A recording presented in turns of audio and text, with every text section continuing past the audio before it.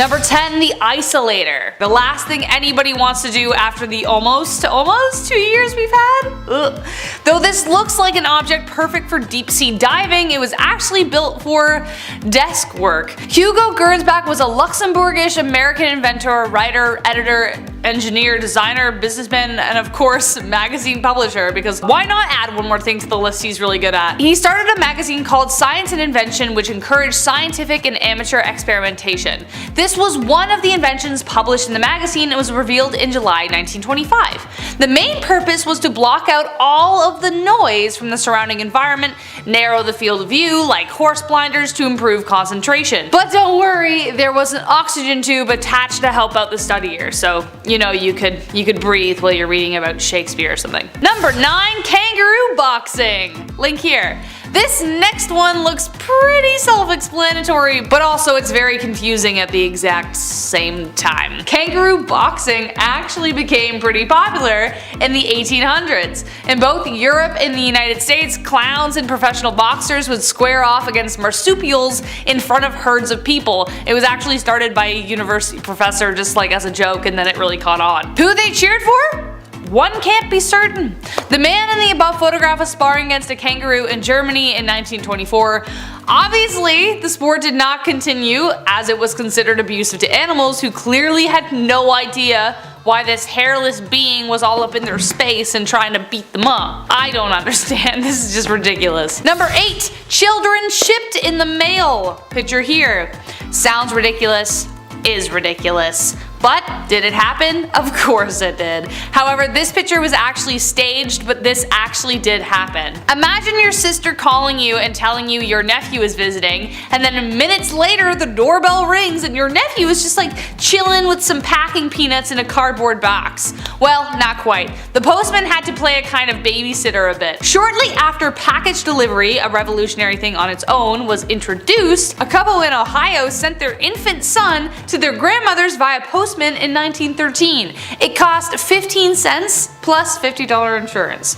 Once this oddball story got out, the trend caught on. Regulations were vague about what you could and could not send via post, so why take a bus when you could take a postman? Rural townships also usually knew their postmen really well, so they'd be like, oh come on Joey, here's 15 cents, take little Timmy to my aunt's, I don't know.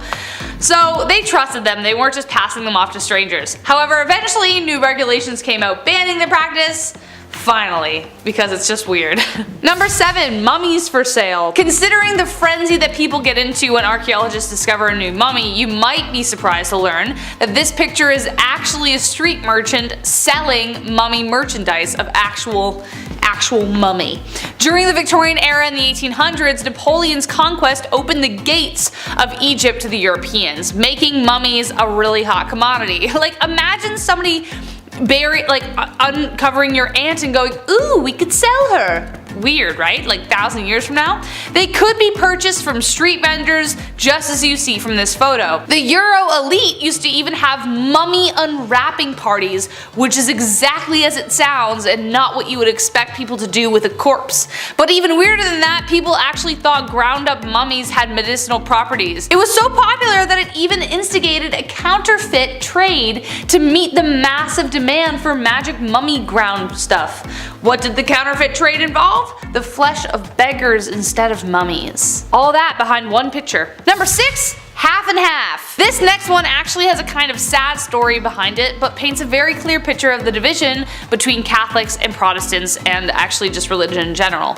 This picture depicts 2 graves in the Netherlands, one belonging to a Protestant and the other a Catholic. In 1842, a 22-year-old Catholic noblewoman fell passionately in love with a 33-year-old commoner, a colonel in the cavalry who was also Protestant, a big no-no. Their marriage was a total scandal, but they said screw you to their peers and stayed together for 40 years. The woman's husband died in 1880, and to forever unite them, she built a grave that would forever keep them together even though they were apart by a wall. The old cemetery was strictly divided into Catholic, Protestant, and Jewish sections, so these two monuments were built so they could forever be together. Does anybody have a tissue? Number 5. Leo the Lion! Believe it or not, you've seen this lion before. In fact, you've probably seen him many times while watching your favorite films as a kid and even now. The lion in the photo is the one, the only, Leo the Lion, the majestic beast who roars the MGM logo, like the old one. Leo the Lion was the regular star of MGM since it was founded in 1924. The first MGM lion was called Slats, not Leo, and he actually didn't roar, he was just kind of like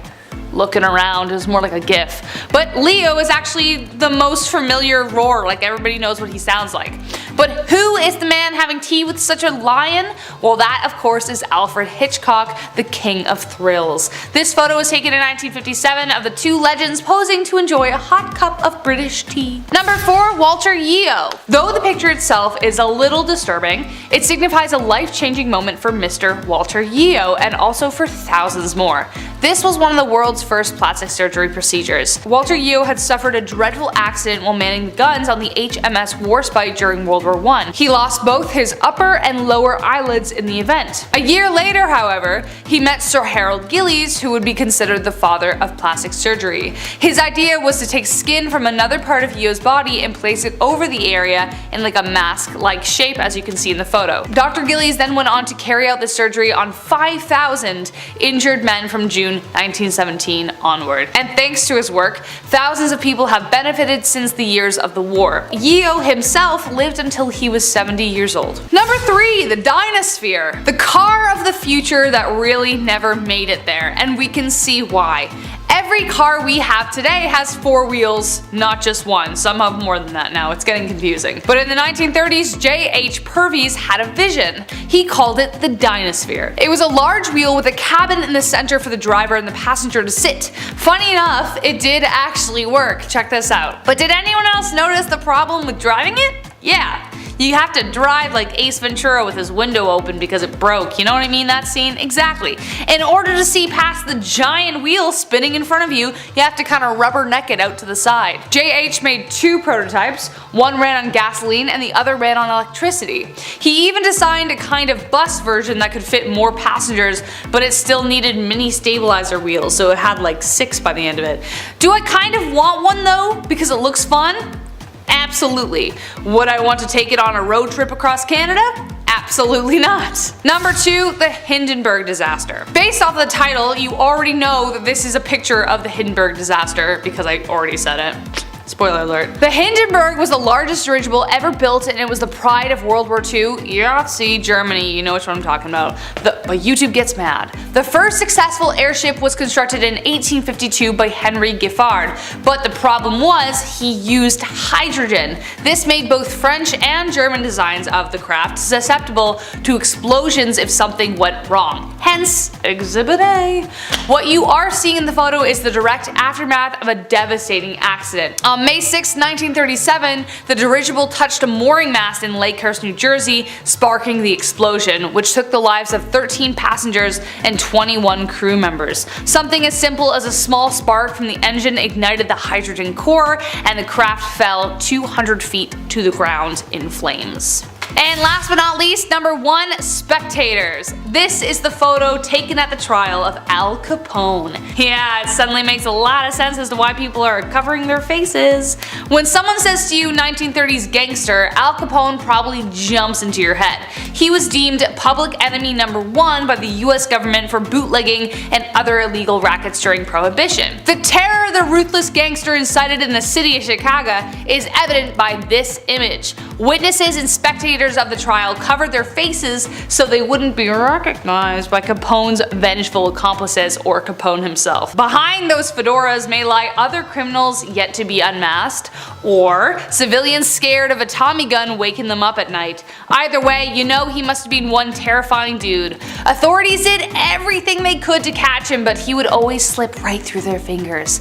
Finally, his reign came to an end in 1931 when they caught him on income tax evasions of all things that landed him an 8-year sentence. Starting off this list in our number 10 spot, we have the eruption of Mount St Helens. Mount St Helens is a stratovolcano located in Skamania County, Washington. This volcano is best known for its huge and disastrous eruption on May 18, 1980. This photograph comes from photographer Robert Landsberg, who of course was in the area at the time of the eruption. Before the eruption, he had visited the area in order to photograph and document all of the changes that were happening. On May 18th, he was within a few miles of the volcano when it erupted. Since he unfortunately was located so close to the explosion, he knew he would be unable to escape this disaster, so instead of focusing on the impossible, he focused on taking as many pictures as possible. Robert was obviously incredibly brave and dedicated, but also very smart. After snapping as many photos as he could, including this one, he then secured his camera in his backpack and covered his backpack with his body. He knew he was unlikely to survive, but wanted to make sure that these photos did. His body was found 17 days later with his backpack still underneath him. His film was of course developed and has provided geologists with some really valuable insights with his close documentation of the eruption. In our number 9 spot today, we have the core. This photo shows a physicist named Harold Agnew, and while this looks like a relatively normal, non-threatening photo, what he has in his hand is truly devastating. Harold is holding the nuclear core of what was nicknamed the Fat Man atomic bomb. This means that Harold is holding the nuclear core of the atomic bomb that was later dropped on Nagasaki in 1945. The immediate blast, of course, took many lives, but so did the long-term effects of the bomb, like radiation illness and that sort of thing. It's crazy to look at a photo like this because it seems just so perfectly normal when he literally has a life-changing, world-ending device in the palm of his hand. Also, I don't think I could ever hold something like that. Not only would I just not want to, but I would just be so afraid that something was gonna go wrong. In our number 8 spot today, we have the Challenger crew.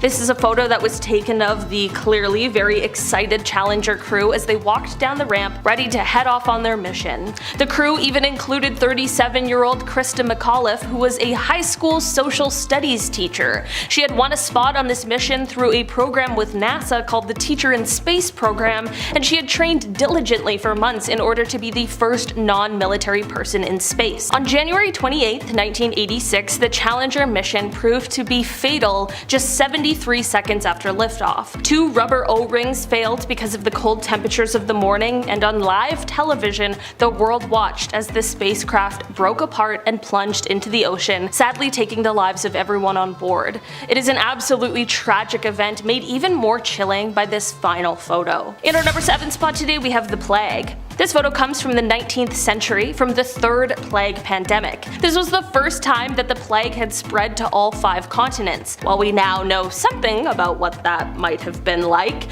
what we haven't had to endure are the doctors that dressed like this. This is a photo of the outfits and masks that plague doctors wore when they would come to your house to treat or diagnose you. The long beak-like noses of the masks are very creepy, but they were used to hold herbs and other nicely scented things because they believed that it would help ward off the bad air, which at the time is what they thought was causing the sickness. A pandemic certainly is bad enough. Thankfully, our doctors and nurses are just sticking to scrubs. In our number 6 spot today, we have the elephant's foot. This photo looks like it's just a big lump of nothing, but it's called an elephant's foot. Don't worry, at first I was a little worried too, but it has nothing to do with elephants and is only named that because of its appearance. This lump was actually created from the Chernobyl nuclear meltdown, and it is just a mass of corium and other materials that were in the core of the reactor. This elephant's foot was located in the steam distribution corridor, which is under what's left of the reactor. While this mass doesn't produce as much radiation as it did before,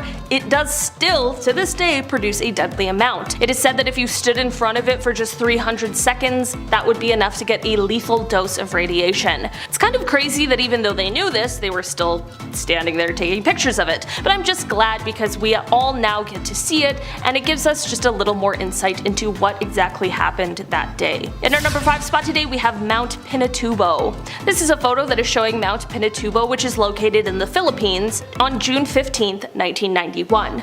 That is the day that this volcano erupted into what would be the second largest volcanic eruption of the 20th century. Certainly impressive, also extremely terrifying. This photo shows the pyroclastic flow full of hot gas and rock being flung into the air. Eruptive activity in the volcano first started on April 2nd of that year, which prompted researchers to set up seismographs in the area. By June, the volcano was having a group of progressively shallower eruptions before, on June 12th, the volcano had its first spectacular eruption, which sent an ash column 19 kilometers up into the atmosphere. After more highly gas-charged magma reached the surface on June 15th, the volcano once again exploded, this time sending the cloud of ash 40 kilometers up into the atmosphere. Volcanic ash and pumice blanketed the surrounding area, and pyroclastic flows filled what were once deep valleys with fresh volcanic deposits. It was truly magnificent and extremely powerful, and this photo shows just that. In our number 4 spot today, we have the Pioneer's Defense. This photo is known as the Pioneer's Defense, and man, does it ever look creepy. This photo comes from 1937 and it was taken by a Russian photographer named Viktor Bulla. This photo takes place in the Leningrad area, which is now known as St. Petersburg, which is the second largest city in Russia.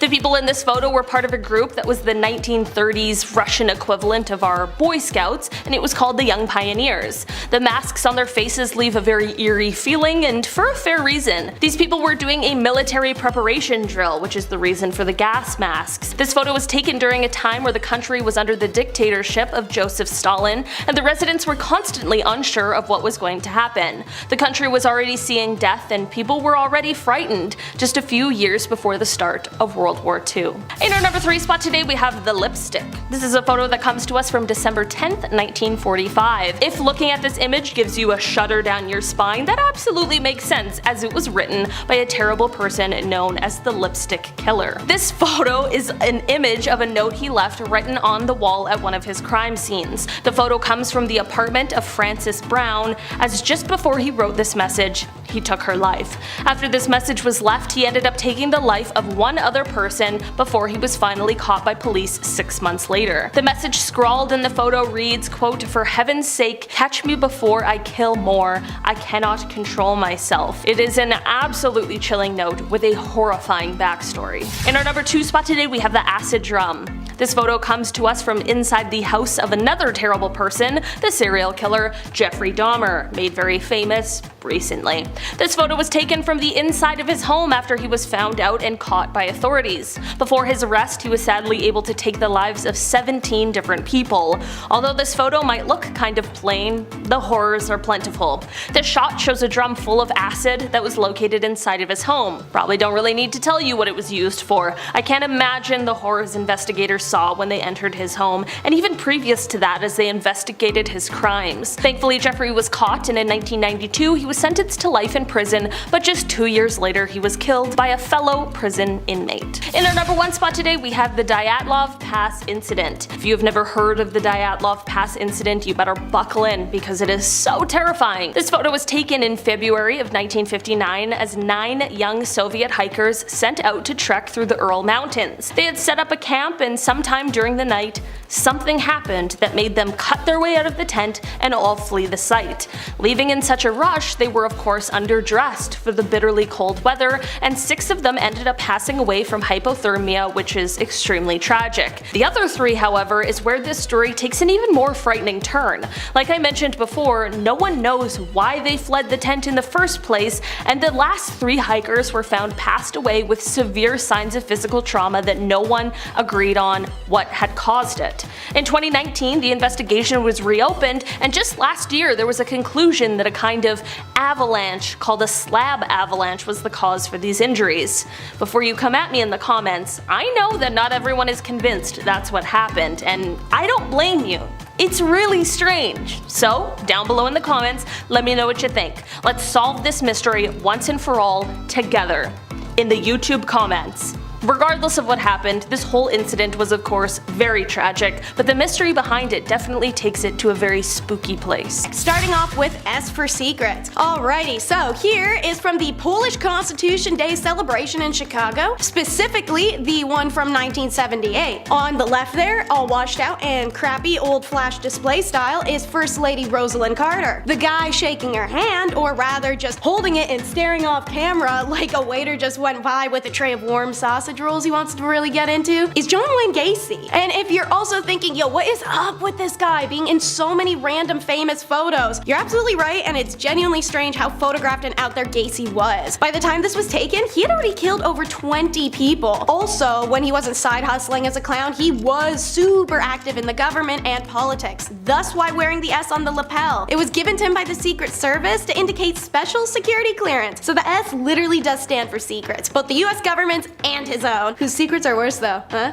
Anyways, at the bottom of the handshake photo, you can see the handwritten address to John Gacy, best wishes, Rosalind Carter. I've heard beauty is pain, but I haven't heard beauty is the next Saw movie? Check out the Beauty Calibrator. Seeing pictures, you may think it's some sort of Middle Ages torture machine, or as said, literally one of those Saw movie head devices. But surprisingly not, it's another way to point out women's insecurities and find the smallest things possible to make them feel bad over. Meet the Max Factor Beauty Calibration Machine. It is the only one in existence, thank God, and in 1932 the makeup legend Max Factor came up with this ingenious invention combining phrenology, cosmetics, and insecurity gaslighting with pseudoscience analysis of a woman's physical flaws. Max Factor's Beauty Calibrator enabled Hollywood makeup artists to pinpoint where facial corrections needed to be made down to a literal fraction. The machine, also known in the trades as the Beauty Micrometer, revealed that a natural perfect face was a myth. Every single woman was imperfect and needed correction, and this machine could find it by taking precise measures. It would mark spots that needed to be fixed, and then the artist, once the helmet was removed, could correct all the new insecurities with makeup that you didn't have before you put the stupid thing on. Next up is a photo that's all dramatic flair, the death card. Masseria represented an outdated mindset in the mafia world, one that could no longer be reasoned with diplomatically. The same is true of his rival Marandano. The ongoing tit-for-tat killing between the two genuinely wreaked havoc on not only the streets but in the mafia hierarchy itself.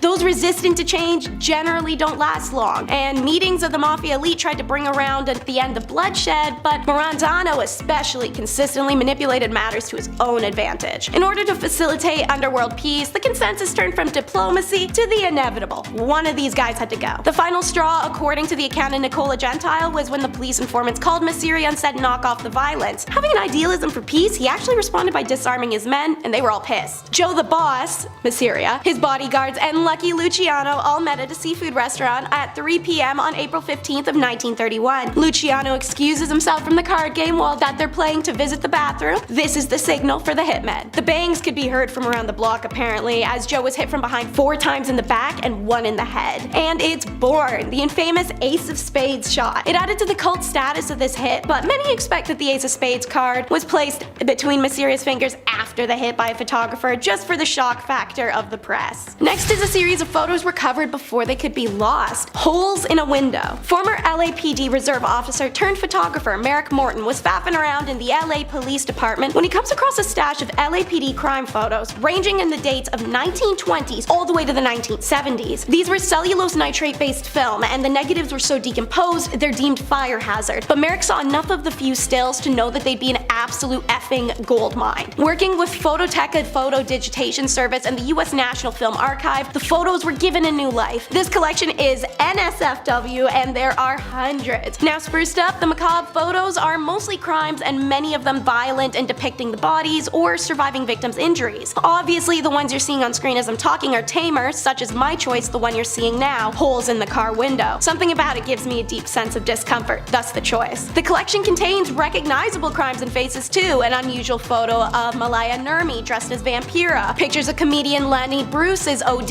in March of 1966, and images of the Manson family arriving at their arrangement in 1970. Every photo is scary, and every single has a disturbing backstory. Some captions are provided by author James Elroy in his book LAPD 53. You can win, but sometimes you still lose in the end. It's the devastated Disneys. Meet Howard Ashman and Alan Menken. There are some everyday photos of these two in in their prime. Who were they? In case you couldn't tell by all the Disney crap in the background of said photos, they played somewhat of a big role. You know, writing the lyrics and music for Oliver and Company, The Little Mermaid, Aladdin, and Beauty and the Beast, as well as a few others. Also, not to mention creating the Little Shop of Horrors, which got them hired by Disney in the first place. And in this photo you see now, they had just won the Oscars for The Little Mermaid. Hooray! But why does Ashman look so unhappy? This was his life's accomplishments. It's because that night Ashman told Menken they needed to have a serious talk when they got back to New York, and when they get back a few days later, Ashman admits that he has HIV that's quickly progressed and he's going to die soon, and fast. They had been songwriting partners for over a decade and were in the middle of working on Beauty and the Beast, and despite the illness, Ashman completed the lyrical work and the initial work on Aladdin. On the morning of March 14, 1991, he does die from heart failure caused by his condition. At the time of his death, he only weighed 80 pounds, he'd lost his sight and could barely speak, and a voice that spoke so eloquently through song was lost forever. Before he passed, however, Disney Productions scrambled to finish the film so he could see a screening of it. The film earned Ashman and Menken 3 1991 Academy Award nominations for Best Song, and the title song winning the award. Perhaps most amazingly, Beauty and the Beast was the first animated film ever nominated for an Academy Award for Best Motion Picture. So it looks like a photo of two men achieving their wildest dreams, but it's a record of their last normal moment together. Oh look, it's the D-Bags Day Off! Camp staff! Check out this jolly-go-lucky group. They got the day off of work because the weather was nice for the first time in a long time. During the wartime, that must have been awesome, especially being young. Finally shirk responsibility, maybe go get a pint, have a picnic, hang out with each other, maybe get a little frisky, lavishing in the sun. I'm done looking at them. In fact, I'm sick by having to look at them. When that group of people isn't to have lighted and silly summer fun on a day off, they're going back to their jobs at the camps of World War II to do exactly what you're thinking they would be doing for work when I say they work at the camps of World War II. And they enjoyed it. This wasn't one of those mandatory war jobs or excuses you can make up for following orders. These young adults, who may as well be the grandmothers, grandfathers, or great-grandma or pa of people even watching, chose to do this job and actively enjoyed it. So this is a good reminder it's not that far in the past, and these people most likely took lives shortly before or after this photo was taken.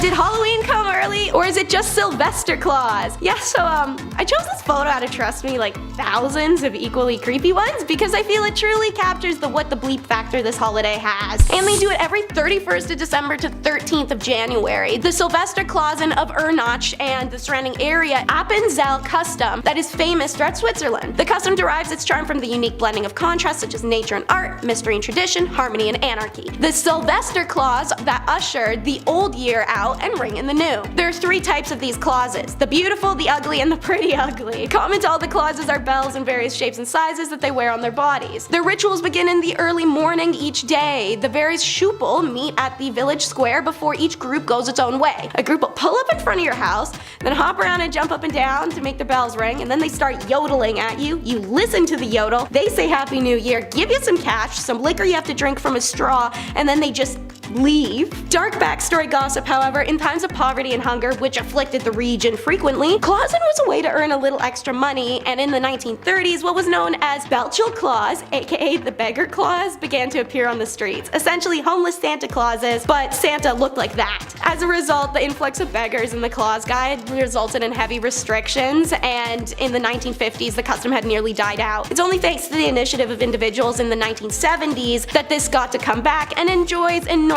popularity today. Somebody come get their creepy uncle. Cannot tell me this isn't the energy this photo gives. Creepy uncle. The woman is unidentified, but definitely a follower to be able to handle that guy's BO and greasy hands on her. It was taken of the Children of God leader, David Berg. This group started in 1968 in California after Berg claimed God himself had gifted him with prophecies. In reality, Berg started making extreme demands of his followers, give up their money, worldly possessions in exchange for limited outside access, horrible cramped living conditions, brainwashing, and would make this group famous for really bad reasons I can't and would rather not get into. Former members of COG have been outspoken about the childhood they suffered growing up in the communes. Actress Rose McGowan, the most famously outspoken, published her story of 9 years in the group. Actors Joaquin and River Phoenix, also raised in the cult, had it harder than Rose, and that trauma plagued River especially. He was actually the original heartthrob of the 80s and 90s, a role, fun fact, DiCaprio only managed to take once River's substance addiction caused by his traumatic childhood unfortunately took his his life. So more of an unfun fact, but the matter stands that River painted the way for DiCaprio, and this psycho ruined a lot of people's lives. Have you ever seen a photo you can feel? Before you see the photo itself, you're gonna learn about the man in it. So, Joseph Goebbels, a National Socialist politician and propagandist who held multiple high-rank roles in the Yahtzee party. As a party chief for Greater Berlin, 1926 to 45, Reich leader of propaganda, 1929 to 45, and in 1933, the push-broom mustache twit appointed Joseph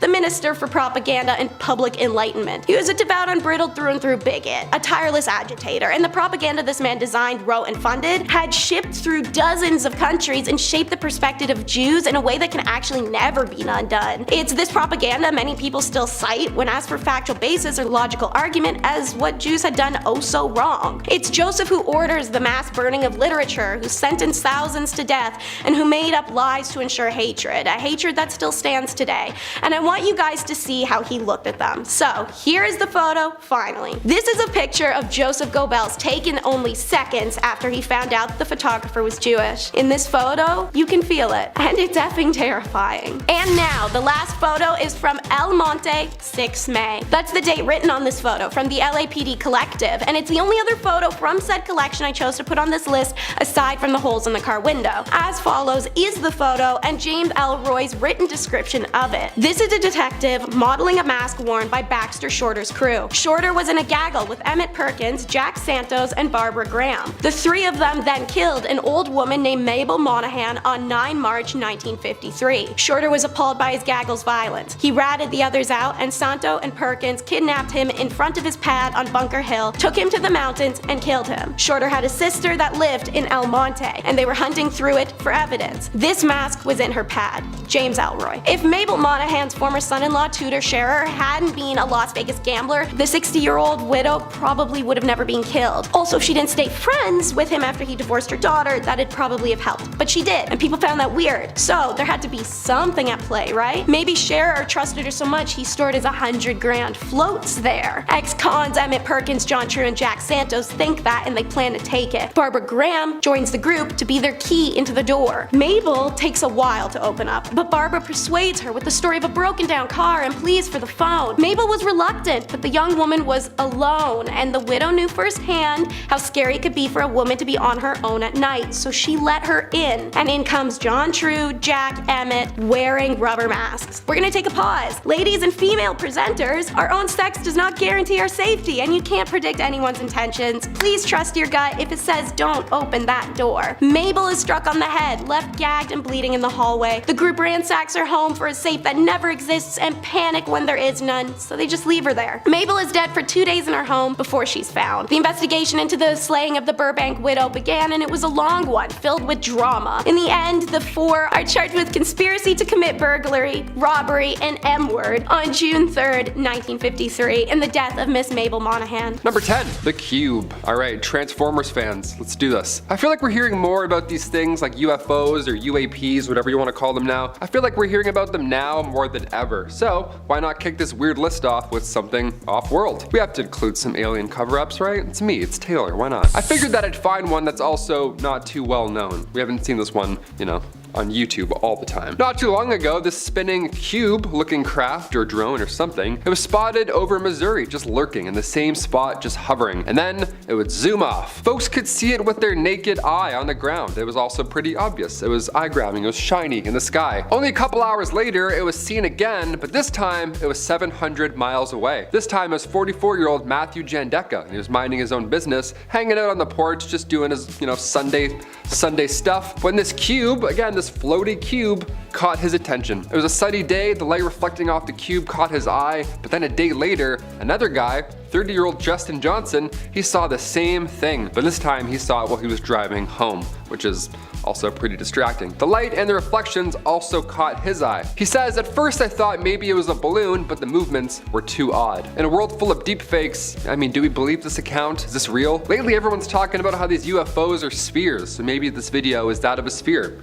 not a cube. That's cool. I love teaching geometric shapes via alien aircraft. I'm like, this is a triangle. We saw this one in the Navy. Then we saw this cube in the sky. Number 9, Amityville Photo. Okay, we'll go less UFOs, more ghosts. One M. Night Shyamalan theme to the other. Here we go. This photo was taken inside the actual Amityville house back in 1976. It's a young man, it appears, with glowing white eyes. How comforting is that? Pretty hard to miss there. He's got the glowing...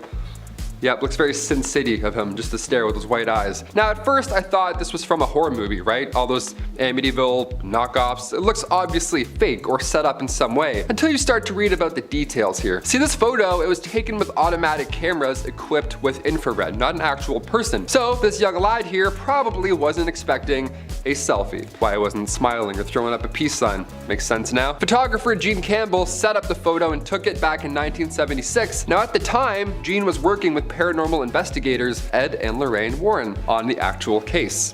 I'm scared now. This photo was revealed 3 years after it was taken on the Merv Griffin show, and many believe this is the ghost of John DeFeo, one of the victims in 1974. Now, you can't really do this anymore, right? You can't whip out photos from a otherwise crime scene and be like, okay gang, what do we think? Spirit or not a spirit?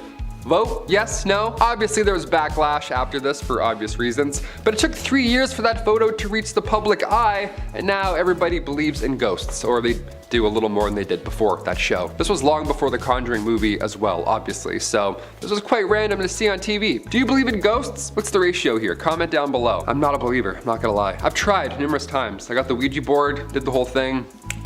Felt nothing, man. Like an 18-year-old on Christmas. I'm like, is that it? Is it done? Do I have to feel anything anymore? Number 8, Alfred Hitchcock and the MGM Lion. All right, you're gonna hear me roar after this one. This photo was from 1958. You've seen this at some point, right? Hopefully, or else, you know, we'll send over a VHS, we'll help you out. It was taken by Clarence Sinclair Bull. Now the photo appears to be, well, no, it doesn't appear to be at all. It's Alfred Hitchcock serving tea to a lion. Yeah, the famous MGM lion. His name's Leo. That's him. There he goes. He's getting tea. He loves suspense and tea. Who would have thought? And company, it appears. North by Northwest was the only film that Hitchcock did with MGM. So there's a rumor now that he directed The Lion's Roar for the MGM intro, which is fun. But you're also like, okay, that's a real animal. That's sad. And also, that's probably nonsense. There have been 7 MGM lions in total. Yeah, not just one. But Leo was known to be the most friendly. I want to hear about the other 6. I'm like, what happened there? He's still in the logo today, but again, back in the 1950s, it's hard to say what it was really like on set. I mean, it's still a lion being held down for a photo, so probably wasn't a friendly vibe for that fella. Number 7, Gloria Steinm. Oh, here we go, a scandalous one. Back in 1963, the Playboy Club in New York City was booming. It was one of Hugh Hefner's greatest accomplishments at the time. This club was the talk of the town. That is until Gloria Steinm came in and started reporting some stuff. Gloria was a feminist writer. She's an icon. She created Miss Magazine back in 1972, but her career began much earlier, around the 60s. See, she got a job as one of these Playboy bunnies, you know, must be a comfortable getup. And she worked at the club undercover, secretly taking note on how this key holders only establishment was operating, right? Cool, what's going on here? What's the big scoop here? The staff were these young women, these beautiful young women, these bunnies. They had to wear the black bodysuits, the puffy white tails, the whole getup. And at age 28, Gloria worked undercover there for 3 weeks straight. And the piece she released after, appropriately titled A Bunny's Tale, great title, by the way, she nailed that one. It got so much attention that it kickstarted her freelance career and also made her a feminist icon. This photo of Gloria undercover shows you the comfortable work outfits she had to endure just to get the story out. Yeah, doesn't look like she had her non-slips on there. That's a write-up in my books. In a collection of her writings, Gloria reflects on the undercover piece, saying that it now has outlived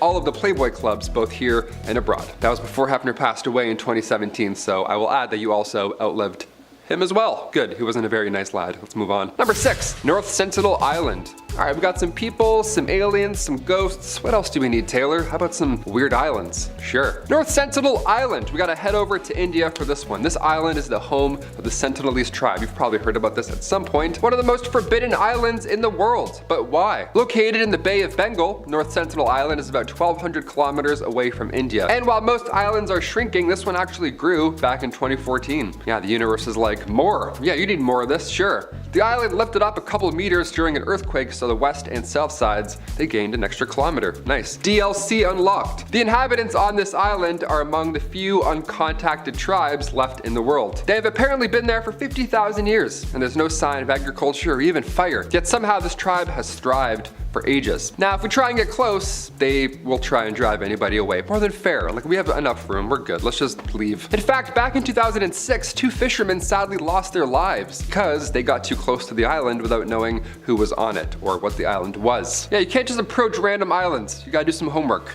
That's why I'm here. Number 5, Lascaux Cave. If you didn't visit this cave back in 1963 or sooner, well, you lost your chance because, well, humans ruin everything. Now we can't even see ancient art anymore because, well, it's too many of us. The Lascaux Cave system is now a World Heritage Site in France, but once it was a booming tourist attraction. These cave paintings, see, they're 17,300 years old. They're quite ancient. We can't really touch them. You can't have someone write Steve was here on it. Can't do that. Paintings that depict cattle, bison, stags, you name it. They're beautiful. They're complex, and of course, like I said, they're extremely old. So old, in fact, that the cave was closed to the public forever in 1963 after it declared human presence wasn't healthy for the art. Yeah, our dirty coffee breath would eventually cause this art to fade away, so we had to hold our breath. We gotta leave. We gotta close it off. There we go. Plus, I'm sure somebody would have snuck in with a Sharpie by now and ruined it. You know what I mean? Or like graffiti. It would have been gone by now. You know it. 7,000-year-old paintings. Yeah, protect these for another 17,000 years, please. Number 4,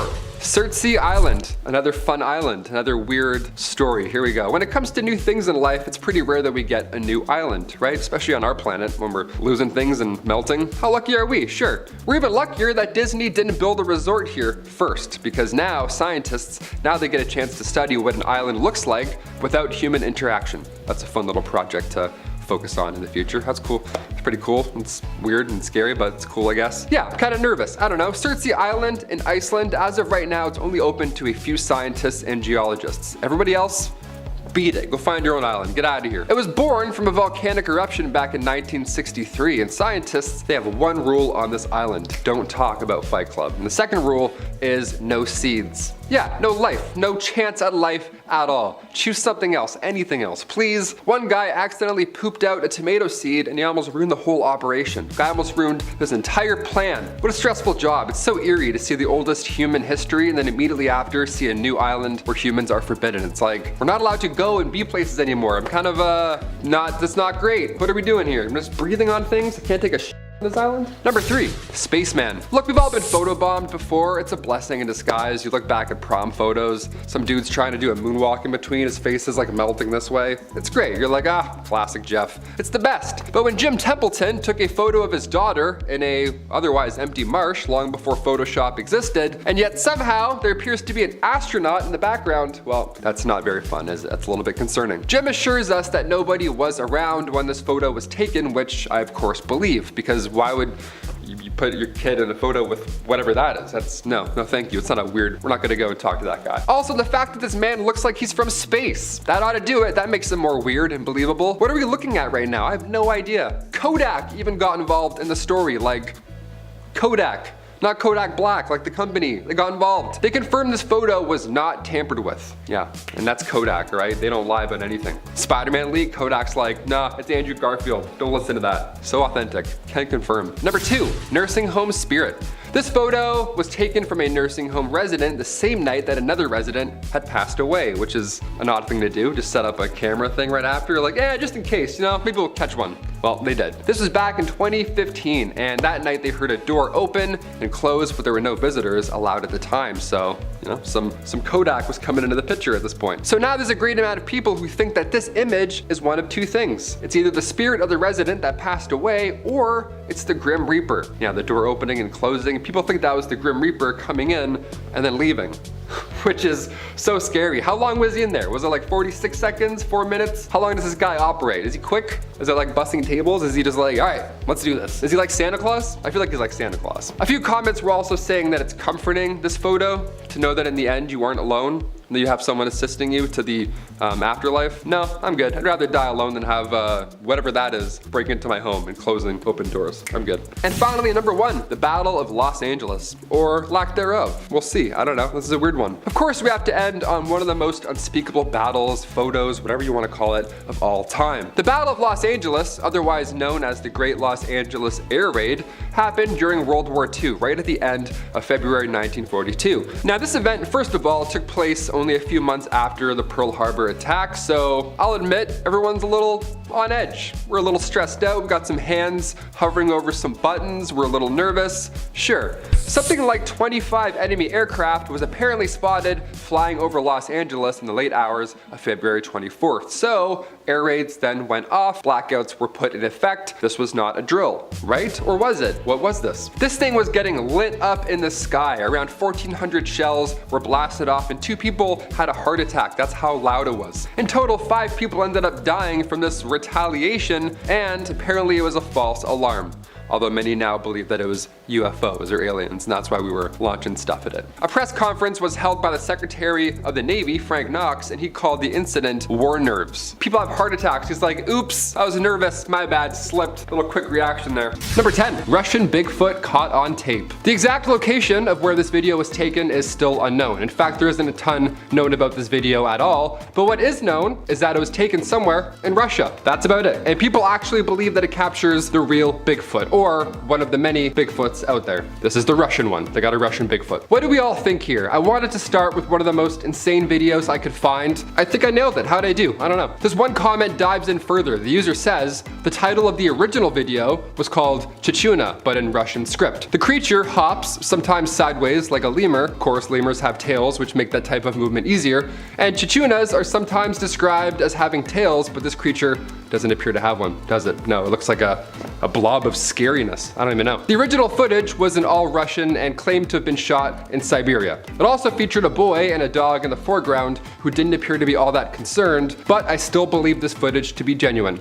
That's one of the top comments, so you know someone did their research. Number 9, overnight visitor. Oh, this one definitely gives me the chills. I don't like it. This video was taken from a surveillance camera that was placed inside of a couple's home. Not outside, inside. This is scary, and I hope this never happens to anybody watching this video. The footage caught something while they were both asleep, and it's one of the creepiest things that I've ever seen. When the couple woke up the next day, they were unable to find a purse that they knew was in the home right before they went to sleep. So they decided to check their security cameras, and this is what they found. As they were sleeping, a man crept in and was so quiet that he didn't wake them or their dogs up. No, he stood at the top of the stairs watching them sleep for a few minutes, which just adds another layer of ew to this whole scenario. Yeah, always check those nooks and crannies before you go to sleep, I guess. Number 8, Titanic inspection card. This inspection card once belonged to a woman named Marion Meanwell. What could possibly be creepy about an inspection card, you ask? Well, it shows how Marion was not intended to be on the Titanic, but by some turn of events, she unfortunately found herself as one of the passengers that went down with the ship. Now, the card shows that she was originally meant to be traveling on a ship called the Majestic. For some reason, the trip she originally had planned was delayed, and she instead was assigned to the ill-fated Titanic. Yeah, you can see the word Majestic is literally crossed out of her card. You know, adds to the creepy element because it shows her literal change in plans. Number 7, Norway lights. Natural light phenomena is common in our big, beautiful planet. The northern lights, the green flash, solar eclipses, you name it. I bet those were all pretty alarming back in ancient times. Now, some of these natural events look otherworldly. They look cosmic almost.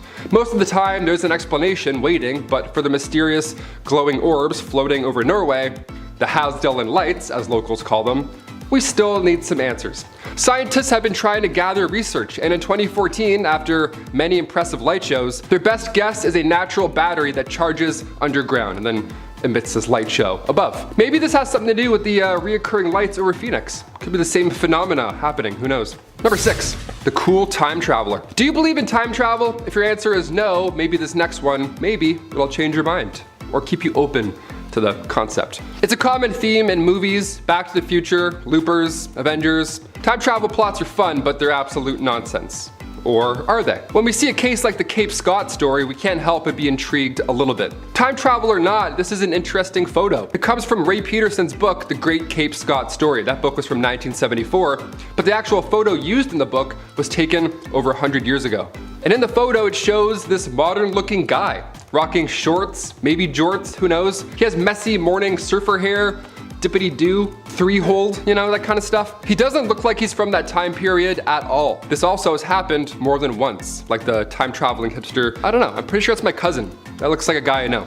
Definitely not a guy from the 1900s, that's for sure. Number 5, skunk ape. This one is exactly what it sounds like. The skunk ape was seen back in 2000, so hopefully, if it's a real thing, it's long gone. Hopefully it's dead by now. It's pretty gross. 2 photos were taken of the supposed skunk ape, and this thing looks like Bigfoot's cooler, older cousin, you know? That cousin who has a lava lamp, does kickflips in the garage in October. That kind of cousin, that's the skunk ape, really. An anonymous source sent the Sarasota County Sheriff's Department these photos. They mailed them in, which for starters, that's pretty jarring to receive.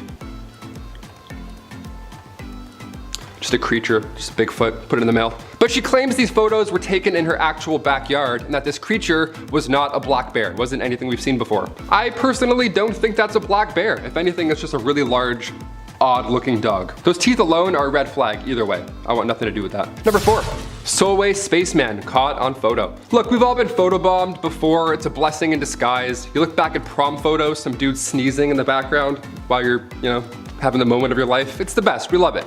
But when Jim Templeton took a photo of his daughter in an otherwise empty marsh, long before Photoshop existed, it appears an astronaut just crashed the family moment. He just had to pop up in the photo in the background. Now, Jim assures us that nobody was around, which I believe, otherwise what a weird photo to take in an empty field.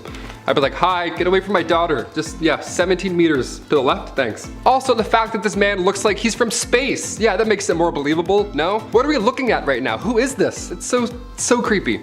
Kodak even got involved in this story, right? Like Kodak, the company Kodak. They confirmed this photo was not tampered with. And they know everything. They made Avatar, so they know what's up. Let's run everything by Kodak from now on. Deal? Number 3, Worstead Church visitor. Okay, time to get a little paranormal. We love those. Hit the lights. Back in 1975, Peter and Diane Berthelot were visiting the Worstead Church in the UK. It was beautiful, right? So like any visitor does, Peter took a photo with his nice Kodak camera, right? He wants to see the truth with his Kodak. Peter took a photo of his lovely wife sitting in the spectacle of a church, but later on, once the photo was developed, somebody else was all of a sudden in the photo now. Or something, we don't really know. Right on the bench behind Diane, there appears to be a person in all white. How calming is that? Maybe it's a wedding, maybe it's their big day. We love it.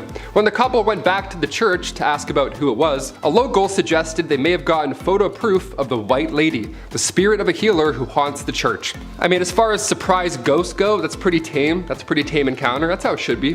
Could have been a lot worse. They're like, oh, that's the demon. That's Daryl the demon. Yeah. You don't want any part of that. Number 2, Black Knight satellite. Not to be confused with Martin Lawrence's Black Knight, that's, you know, although that's pretty historical and memorable in itself, the Black Knight satellite is something that has been orbiting our planet for God knows how long. We're guessing thousands of years. Everything else on this list is quite recent, but this myth is ancient.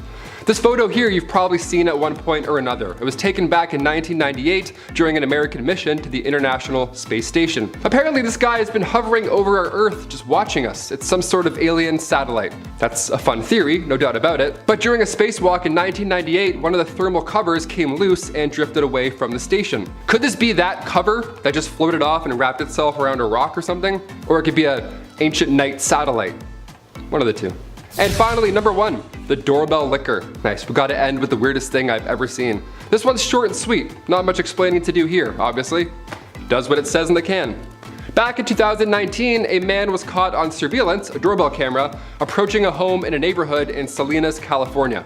He doesn't say much, he just shows up, doesn't drop off any package, nothing like that. He just shows up and starts licking the doorbell. Not the camera, but the actual doorbell, like the button. He must have rang the bell hundreds of times because he did this for 3 hours straight. His jaw muscles must be insane. The homeowner said in a following interview after seeing said footage, I quote, "Oh boy, that is just weird." Yeah, that's what they said to that footage for 3 hours of a man licking their doorbell. They're like, oh boy, that's weird. If that was me, I'd move. I'd be halfway packing. I'd be like, oh boy, that's weird. Grab a box, let's go. We're moving.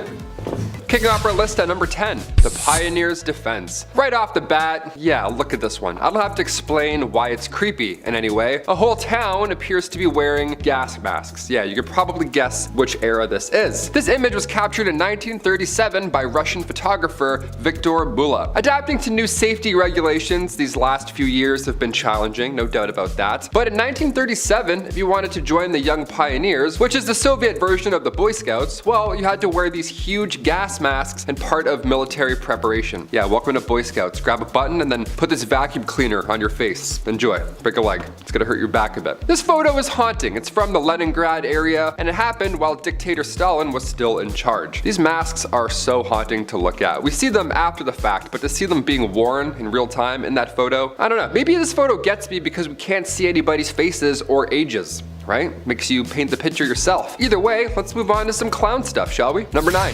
1910 clowns. Yeah, they existed back then, and they were much worse. Here's a fun fact, I didn't know this, but back in 2016, a study was done, and it turns out Americans fear clowns more than they fear death. Mind you, this was at the height of the clown craze back in America, but a poll was conducted by the Morning Consult in 2016, and it shows that 42% of Americans said they were in some capacity afraid of clowns. 42%. So if this is you, you may want to skip to the next one. I'll beat you there, no problem. This photo is from 1910, and it appears to be a jolly good time, right? 2 clowns for the price of 1. Nice, what a great deal. Let's go. Now what's terrifying about this photo, I'll admit, is that the clown on the right is much larger than the clown on the left. If you have a fear of giants, well, you're screwed here, really. Nowhere you can go. Just a tall clown and a little clown. There's clowns everywhere. I don't like clowns. Number 8, Analise Mikel. If you've seen or heard of the 2005 horror film, The Exorcism of Emily Rose, this one here should ring a bell. This is the OG photo. How scary is that? Analise Mikel was a devout Catholic living a normal life with her parents in Germany. This was back in the late 1960s, but seemingly out of nowhere, she began to black out before showing strange behaviors. And when I say strange behaviors, I mean she would hallucinate and eat spiders.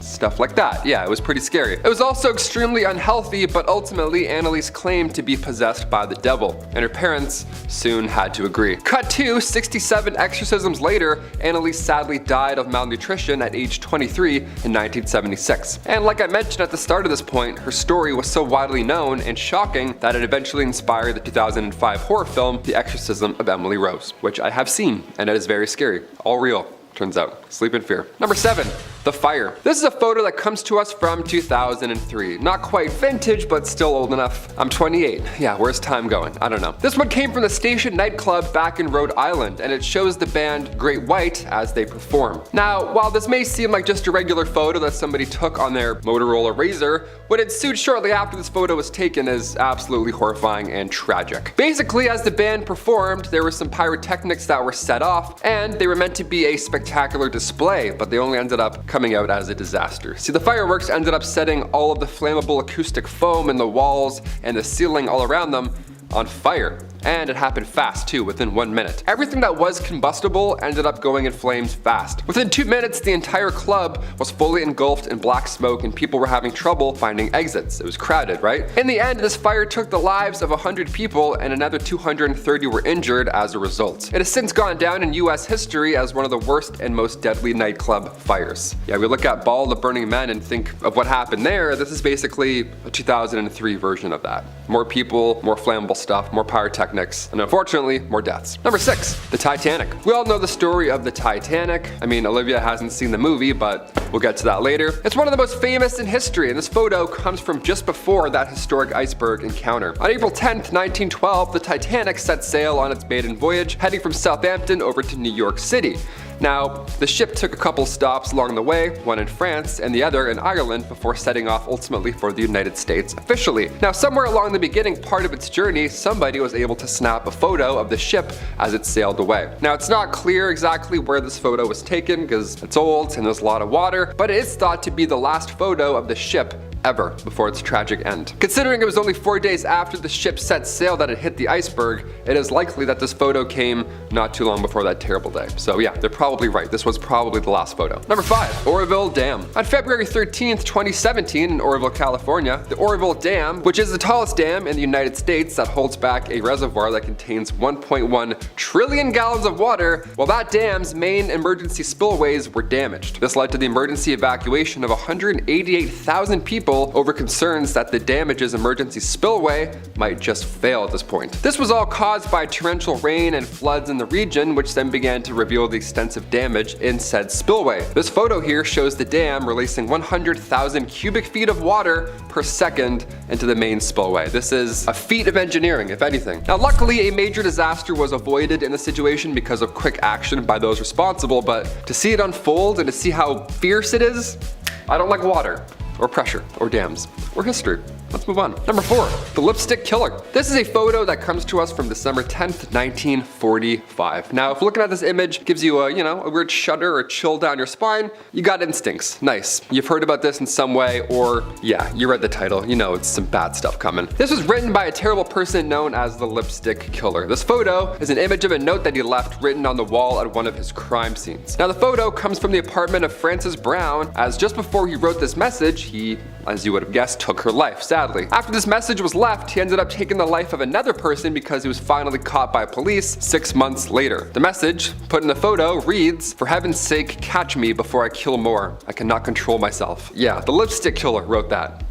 It's the scariest thing I ever heard. It's an absolute chilling note with a horrifying backstory. A lot of killers are getting their Netflix specials now, so I'm sure it's only time before he gets one. Number 3, eruption of Mount St Helens. Mount St Helens is a stratovolcano located in Washington. Now, the volcano is best known, of course, for its huge and disastrous eruption on May 18th, 1980. And we have a photograph of it, and it's very scary. This photograph comes from photographer Robert Landsberg, who of course was unfortunately in the area at the time of the eruption. Now, before the eruption, he had visited the area in order to photograph and document all the changes that were happening. Didn't expect this one. On May 18th, he was within a few miles of the volcano when it did erupt. Now, since he unfortunately was located so close to the eruption, he knew he wouldn't be able to escape this disaster. So instead of focusing on the impossible, he focused on taking as many photos as possible. Just like a historian at the end of his life, really. Robert was obviously incredibly brave and dedicated, and also very smart. After snapping as many photos as he could, including this one, he then secured his camera in his backpack and covered his backpack with his body. Protected history. It's like he knew he was unlikely to survive, but he still wanted to make sure that these photos did.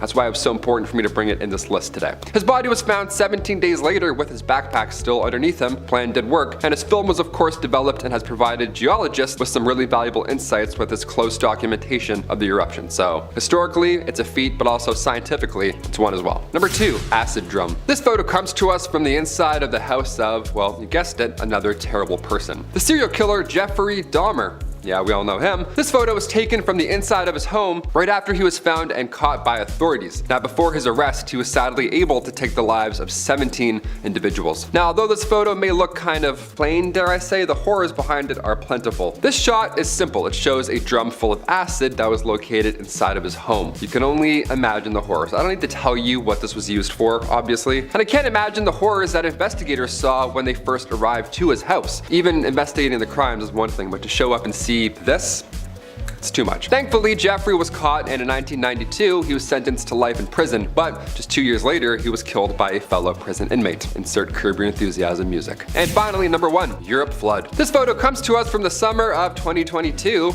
as people across Western Europe experienced disastrous flooding. Now, after days of heavy raining, it ended up turning rivers that were usually normal and calm into these raging currents that ravaged the streets, and sadly left cars and power lines just being swept away. Homes too, they got engulfed and residents were trapped inside. This photo was taken in Erfstadt, which is just southwest of Cologne, and it shows how a bunch of houses collapsed due to subsidence, which is the sun sinking of the ground surface below. Now, unfortunately, these floods caused many people to lose their lives, mostly in Germany, but these were sadly dozens of people in Belgium as well, pretty much everywhere. Bigger than we thought initially, all of which was an absolute tragedy. Rescue workers worked tirelessly to help as many people as possible escape this terrible situation. I couldn't even imagine responding to this, let alone being caught up in it. It's terrible. Starting off this list, in our number 10 spot, we have the Mad Bomber. This is a photo that was taken of someone known as the Mad Bomber. His real name is George Metsky, and he was the man who terrorized New York City for 16 years while he planted explosives in public places like an absolute psychopath. I guess he was apparently angry about a workplace injury he had suffered in the years prior to his terrible crimes, and so of course the normal reasonable jump to make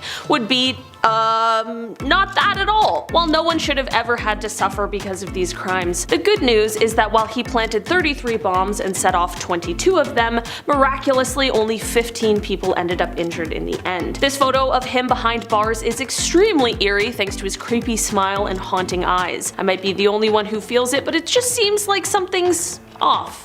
You know? In our number 9 spot today, we have the Figures of the Fire. This photo is both extremely unsettling and super captivating as it shows a scene after the Great Fire at Madame Tussauds in 1925. Of course, this wax museum is famous for the extremely lifelike wax figures that are created and find their home there, so you can only imagine the aftermath of the fire. These lifelike figures with missing heads and appendages, burnt skin and hair, and just clothing in disarray. Seeing this photo for the first time without knowing the story behind it was definitely a bit of a confusing and terrifying experience. The heads on the ground really freaked me out for a full 5 seconds. As scary as it is, I'm glad to hear it's not real and just some creative casualties rather than what this photo appears to be at first. In our number 8 spot today, we have the Spectre. This is a photo that was taken in England in 1963, and it became known as the Spectre of the Newby Church. That is, of course, because of the ghostly figure that can be seen in the photo. I personally am always a little suspicious of ghost photos. Some are certainly more convincing than others, but Photoshop in 1963 wasn't exactly as accessible and easy as it is now. This photo is said to have been taken by Reverend K.F. Lord inside of the Newby Church, which is located in North Yorkshire, England. Of course, I mean, like many of us are going to do, people were really skeptical of this apparition and just believed it was a well done case of double exposure, which, to be fair, is entirely possible. The Reverend continued to swear up and down, however, that the photo was not doctored, so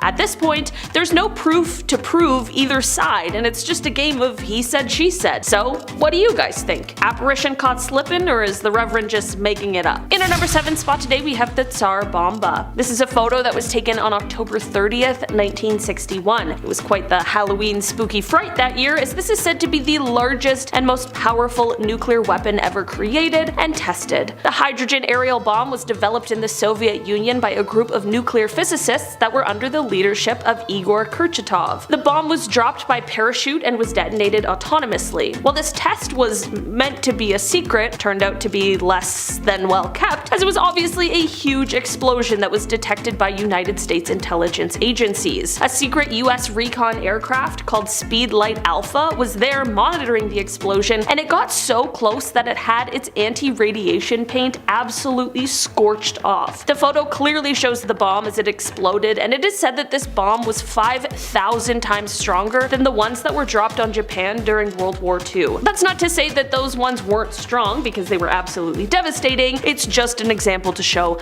how large this one really was. In our number 6 spot today, we have the Three Jacksons. On August 21st, 1934, 3 fearless acrobats known as the Three Jacksons, Charlie Smith, Jewel Waddick, and Jimmy Kerrigan, all performed a routine on the edge of the Empire State Building, which is when this photo was captured. It is said that these 3 toured as an acrobatic trio, and this stunt the photo captured was done at 1,245 feet. According to officials from the Empire State Building, it is said that this was the first time the stunt was attempted, and to this day, it has never been done again, which makes a lot of sense. While this photo is absolutely incredible and is such a testament not only to the trust that they shared but also their abilities as acrobats, I don't know who in their right mind would try to recreate this. We already have one. I think we can just all be happy with that. In our number 5 spot today, we have the Gentleman of Rahi. This photo shows the Gentleman of Rahi, and that is not a gentleman and instead is the world's oldest surviving diving suit. It is an absolutely terrifying sight, but also an important pillar that allowed for this kind of technology to developed to what it is today. The suit dates back to the early 18th century, but it came to find its home at the Reiche Museum during the 1860s after it was donated. The suit was initially designed to allow people the ability to check the hull of ships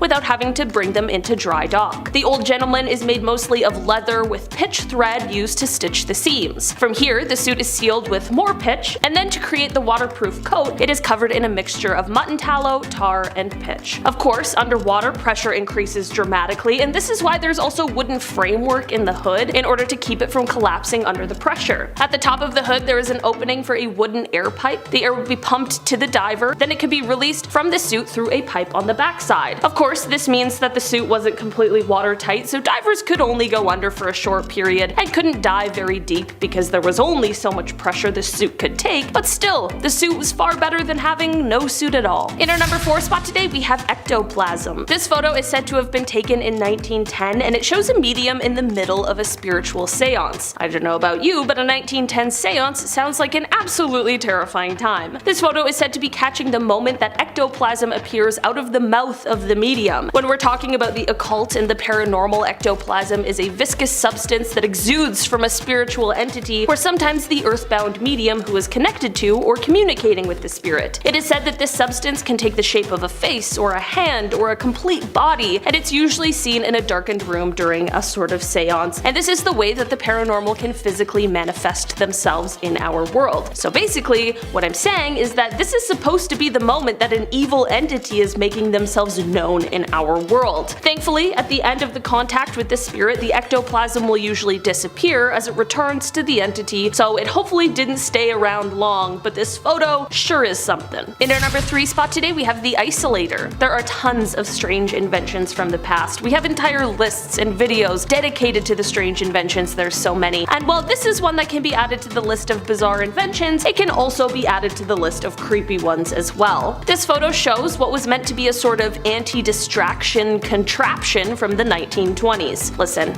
I can get easily distracted, so sometimes I need a little help, but this thing really takes it to a new level. It essentially makes it impossible for the person to look at anything other than what is directly in front of them, or, you know, breathe. It seems like a contraption that requires an oxygen tank hookup probably isn't going to be the best anti-distraction device. In fact, I think that's probably more distracting than anything. Honestly, I'm such a good procrastinator that even with this thing, I still wouldn't get my work done. Thankfully, this device didn't stick around or gain much popularity, and now it is just a terrifying relic of the past. In our number 2 spot today, we have the Great Manta. In 1933, a New York silk manufacturer named A.L. Kahn was on a nice little vacation in Florida when he honestly accidentally caught something remarkable. His anchor line, by mistake, caught onto a giant manta ray. After a struggle and several hours, Kahn was able to get this actually enormous fish ashore. This monster was somewhere between 5,000 to 6,000 pounds and was 20 feet and 5 inches in width. For reference, there are other giant manta rays, but they usually grow to be around 13 to 14 feet wide, not 20 and a half. This photo is showing a taxidermy version of the fish, which Kahn used to bring around to exhibitions to show off his accidental catch. In an article from December 10th, 1933 of the St. Louis Post-Dispatch's Sunday magazine, Kahn is quoted as saying, "Fishing is a lot of fun when you catch the fish, and sometimes it's fun even when you don't, but when the fish catches you." And finally, in our number 1 spot today, we have the advertisement. This is a photo that comes to us from the time of World War II, and it shows a very terrifying kind of ad. The sign reads, "These men didn't take their Atabrine," and at first I had absolutely no idea what that was. Turns out that Atabrine was actually the first synthetic form of a drug which was used by the US military to fight malaria in the South Pacific during the war. It is estimated that as many as 2/3 of the troops fell ill with malaria. The sign is said to have been posted outside of a military hospital in New Guinea and was meant to serve as a warning for those who didn't take the medicine, warning that the skulls on top would be the fate that awaited them. Perhaps a little dark, but creative and likely effective nonetheless. At the very least, the ad is definitely quite clear. Number 10, Amelia Earhart. An American aviation pioneer and celebrated figure in the early 20th century, Amelia Earhart was the first female aviator to fly solo across the Atlantic Ocean. Notably, in 1932, she became the first woman to fly solo non-stop across the Atlantic Ocean, covering a distance of over 2,000 miles from Newfoundland, Canada to Northern Ireland. Beyond her aviation achievements, Earhart was a prominent advocate for women's rights. She encouraged women to pursue careers and goals that were traditionally considered to be male-dominated. Earhart was also an author and a popular public speaker, which I wish I could do, and she wrote several books about her experience in aviation and women's issues. In this photo, what seems to be a normal photo of Amelia is actually the last photo we have of her before she went missing. She may have survived her round-the-world attempt only to be later captured by Japanese forces. According to a newly discovered photograph, and according to the new History Channel documentary, the photo is found in a National Archive file as it is shown Earhart alive after her plane fell low on fuel during her mission. The photo depicts a woman believing to be Earhart and a man who looked like her navigator, Fred. A Japanese ship can be seen in the background, carrying what appears to be her plane, as her fate has been debated for decades and has sparked several conspiracy theories. But what do you guys think? Or are people just hopeful? Number 9. Volcano. We all love a good nature tour or park hike, but for this man, David Johnston, he really loved the nature of volcanoes and geology, and ultimately pursued his education in the field. He was working with the U.S. Geological Survey at the Cascades Volcano Observatory in Vancouver, Washington, and he was assigned to monitor the activity of Mount St Helens, a stratovolcano that had been showing recently a lot of activity. This photo is when he was doing his research on the earthly giant, but tragically on May 18, 1980, Mount St Helens erupted explosively, triggering a massive landslide and a pyroclastic flow. David Johnston was stationed at the observation post on the ridge known as Coldwater 2, about 6 miles north of the volcano. He radioed in the now famous message, "Vancouver, Vancouver, this is it!" to his colleagues at the USGS headquarters, alerting them to the eruption. Regrettably, Johnston's post was directly in the path of the advancing pyroclastic flow, and he perished in the eruption alongside with many others. His body was unfortunately never recovered, and he was only 30 years old. Number 8. The 1986 Challenger. I love space, and I think space is really amazing and cool, as so did these guys, the crew members of the Challenger: Francis R. Scooby, Michael J. Smith, Ronald McNair, Ellison Onizuka, Judith Resnick, Gregory Jarvis, and Christina McAuliffe. The Challenger mission was unique because it included Christina, a civilian school teacher who was selected to be the first private citizen to fly in space as part of NASA's Teacher in Space program. However, the Challenger suffered a massive disaster when the failure of an O-ring seal in the right solid rocket booster. Cold temperatures in the morning of the launch weakened the O-ring's elasticity, allowing hot gases to escape and damage the external fuel tank, leading to an explosion that was witnessed by millions of people around the world, and it was a devastating blow to NASA and the space program. Following the disaster, the Space Shuttle program was suspended for over 2 years, and significant changes were made to the shuttle's design and launch protocols. After its investigation, the disaster also led to a renewal focus on the importance of safety in human spaceflight. Number 7. Menendez Brothers. We're all fans of something, whether it's art, music, or sports, and for the Menendez Brothers, they would be so excited to see that they happen to be in the photo card. But the most disturbing part of this photo is the fact that these two killed their parents before the photo was even taken. They went on a 6-month spending binge with their money. The case was so shocking to the media, including how after the deaths occurred, the brothers went to watch James Bond's License to Kill and tried to use it as an alibi. How a week prior their mother confided to her therapist that she was worried that her sons were psychopaths, and how one brother bought an entire chicken wing restaurant with the parents' money after they had passed away. Their father was an executive in the entertainment industry and both went into private schools, and the older brother Lyle was briefly enrolled in Princeton. After 2 deadlocked juries, LA prosecutors retired the brothers in a courtroom that did not allow cameras, and the new jury found them guilty on 2 counts of the first degree. They were sentenced by the judge to life in prison. Number 6. Aquino. Filipino people have been known to fight resistance against imperialism and oppressors, as that seems to be all of our history to be composed of, and that is the truth. And for Ninoy Aquino, he was a posing threat as the political activist against the long dictatorship and assailant of the martial law, Ferdinand Marcos. He tried to run for president in 1973, but then Marcos declared martial law in 1972, preventing him to run. Benigno Aquino, or as we know by his nickname Ninoy Aquino, was imprisoned by the Marcos regime for speaking out against him, where he was locked in prison and tormented for 7 years. It wasn't until he suffered a heart attack did Marcos' wife Imelda allowed him to go to the United States to get treatment, only under the condition that he does not come back home to the Philippines. But Aquino knew that his love for the people and the Philippines was more important, as there were many people wrongfully prosecuted or just be found dead on the street for protesting against Marcos. He did plan to go back, and before he arrived to the Philippines, he warned reporters, "Hey, this might be the last time you ever actually speak to me," and he was right. In this photo was the photo before he left the plane out towards the Philippines airport.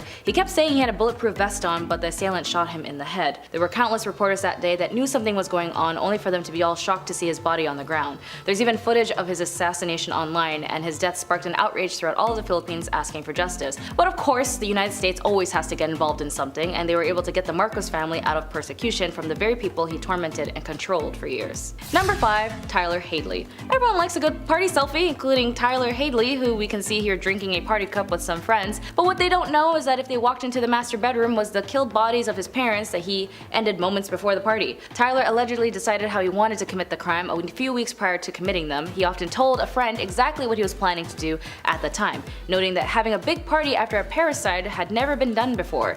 Shortly after noon, Tyler wrote on his Facebook wall, "Party at my crib tonight. Maybe." Around 60 people attended the party at that night, and several had alleged to have noticed the smell of dead bodies. Gross. During the party, Tyler apparently told several people about what he had done. Tyler went on a short walk with a friend and Michael Mandel and confessed the crime. After returning to the party, Mandel discovered the bodies of Blake and Mary Jo in the master bedroom. Mandel did not leave the party immediately. In fact, he had continued to spend hours with Tyler and even took a selfie with him, which is what we see. 4 hours later, Mandel left the party and called the local crime hotline to report the incident, which is pretty smart on his end, because if he did something, then, Tyler would have done something to him. News of the crime was then spread by word of mouth, and Hadley was arrested early in the next morning. Number 4. Tank Man. When it comes to revolution, all it takes is one person. After all, a single grain of rice can tip the scale. The Tank Man photograph was taken on the morning of the 5th of June, 1989, the day after the Chinese government had violently suppressed protests in Tiananmen Square. An estimated 10,000 civilians were killed in the massacre following weeks of a student-led demonstration in Beijing and beyond against the communist regimes and the suppression of basic human rights and freedom of expression. The image captures a lone man standing in the middle of the Chang'an Avenue just off the square, facing down a column of 4 slowly advancing Type 59 tanks of the Chinese army in a defiant protest. The identity of the Tank Man still remains anonymous, as people don't know what happened to him after, but he has been noted as a notable figure in the stance against militia harm to the people. Number 3. Jolie Callan. When it comes to love, if you know something is off, listen to your gut and be safe first. Unfortunately for Jolie, she only left one memory to a friend that something ever happened to her, they know who the cause was. In 2015, 18-year-old Jolie Callan was hiking with her ex-boyfriend Lauren Bunner when he photographed her on a cliff before he pushed her off of it. The 20-year-old killer nearly escaped justice by claiming he was on the autism spectrum in court. This is the exact photo before he pushed her off. Bunner later called the cops and said, "I just want to turn myself in for the crime of my ex-girlfriend that happened just a little while ago on Cheheha Mountain." Later that evening, on August 30th, 2015, police found her body still wearing her backpack. Cops believe that he had lured Callahan, who still wanted to remain friends with her former boyfriend, there to kill her because she wouldn't take him back. The court heard him bragging to cellmates about killing the 18-year-old, saying if he couldn't have her, no one else could. Number 2. Omeg. If you're lucky, you may have had some cute outing photos with your family and friends when you were younger. In this particular photo, it seems like an ordinary day with a young girl and her dad, but unfortunately it was actually moments before an explosion incident caused by the real IRA, or the Real Irish Republic Army, a provincial Irish Republican Army splinter group who opposed the IRA's ceasefire and the Good Friday Agreement signed earlier that year. The explosion killed 29 people and injured about 220 others. The red Vauxhall Calvier containing the bomb, can I say bomb? The red Vauxhall Calvier containing the explosion. This photograph was taken shortly before the explosion, and the camera was found afterwards in the rubble. The man and the child in the photo both survived, and the injured survivor, Marion Radford, described hearing an unearthly bang followed by eeriness, a darkness that had just come over the place. Then screams as she saw bits of bodies, limbs on the ground while she searched for her 16-year-old son, Alan. She later discovered he had been killed yards away from her after the two became separated just minutes before the blast. And finally, number 1, Andes. Personally, one of the most creepiest photo, and it actually made me feel pretty uncomfy with this one. It seems like a cool crew cut photo of just a bunch of dudes, when in reality these are the survivors of an Air Force Flight 571 crash in the Andes. Pilot Ferradas had flown across the Andes 29 times previously, and on this flight he was training a co-pilot, Laguara, who was at the controls. As they flew through the Andes, clouds obscured the mountains, and the controller in Santiago, unaware the flight was still over the Andes, authorized him to descend to 11,500 feet. The rugby players on board joked about the turbulence at first until some passengers saw that the aircraft was very close to the mountain. That was probably the moment when the pilots saw the Black Ridge rising dead ahead. After the crash, of the 45 people on the aircraft, 3 passengers and 2 crew members of the tail section were killed when it broke apart. The survivors had little food, only 8 chocolate bars, a tin of mussels, 3 small jars of jam, a tin of almonds, a few dates, candies, dried plums, and several bottles of wine. Eventually their friends made an agreement that if they ever died, they would offer themselves for them to eat, and so they did. The group survived by collectively deciding to eat flesh from the bodies of their dead comrades, and in the photo you can see on the right, a spine. At the end, 8 people were rescued and they lived. Starting off with some geography, we got Lake Nyos. How can a lake kill 1,700 people? Well, though it sounds too insane to be true, it did indeed happen. Located in West Africa, the lake itself is deceptively beautiful. However, on August 21st, 1986, a mysterious cloud burst from the lake. It flooded towards the village and suffocated 1,700 people and animals. Nothing survived the event. The reason this happened is because beneath the water there is a pocket of magma that leaks carbon dioxide into the lake. The CO2 stays dissolved in the water due to the pressure of the 650 feet of water on top of the magma secretions. Crazy, so kind of like a pop bottle with an invisible lid. Until one day, that lid popped. On that day, the lake abruptly depressurized and the CO2 exploded into the air, causing the devastating event. Today, pipes are used to siphon the CO2 out from the bottom of the lake in order to prevent this from happening again, but imagine when it did happen, it must have felt like some kind of magical grim occurrence. For sure. Number 9, the Salem Witch Trials. If you follow me on MA, you just know how much I hate the Salem Witch Trials. I hate them so much, okay? It's an event in history that is so inconceivably stupid, it's hard to believe it actually happened. The Salem Witch Trials occurred in Massachusetts between 1692 and 1693, where more than 200 people were accused of witchcraft and 20 were put to death. It all started because the daughter of Reverend Paris, Elizabeth, who was 9, and his niece, Abigail Williams, same age, started having fits. Another girl, Ann Putnam, age 11, started having them as well.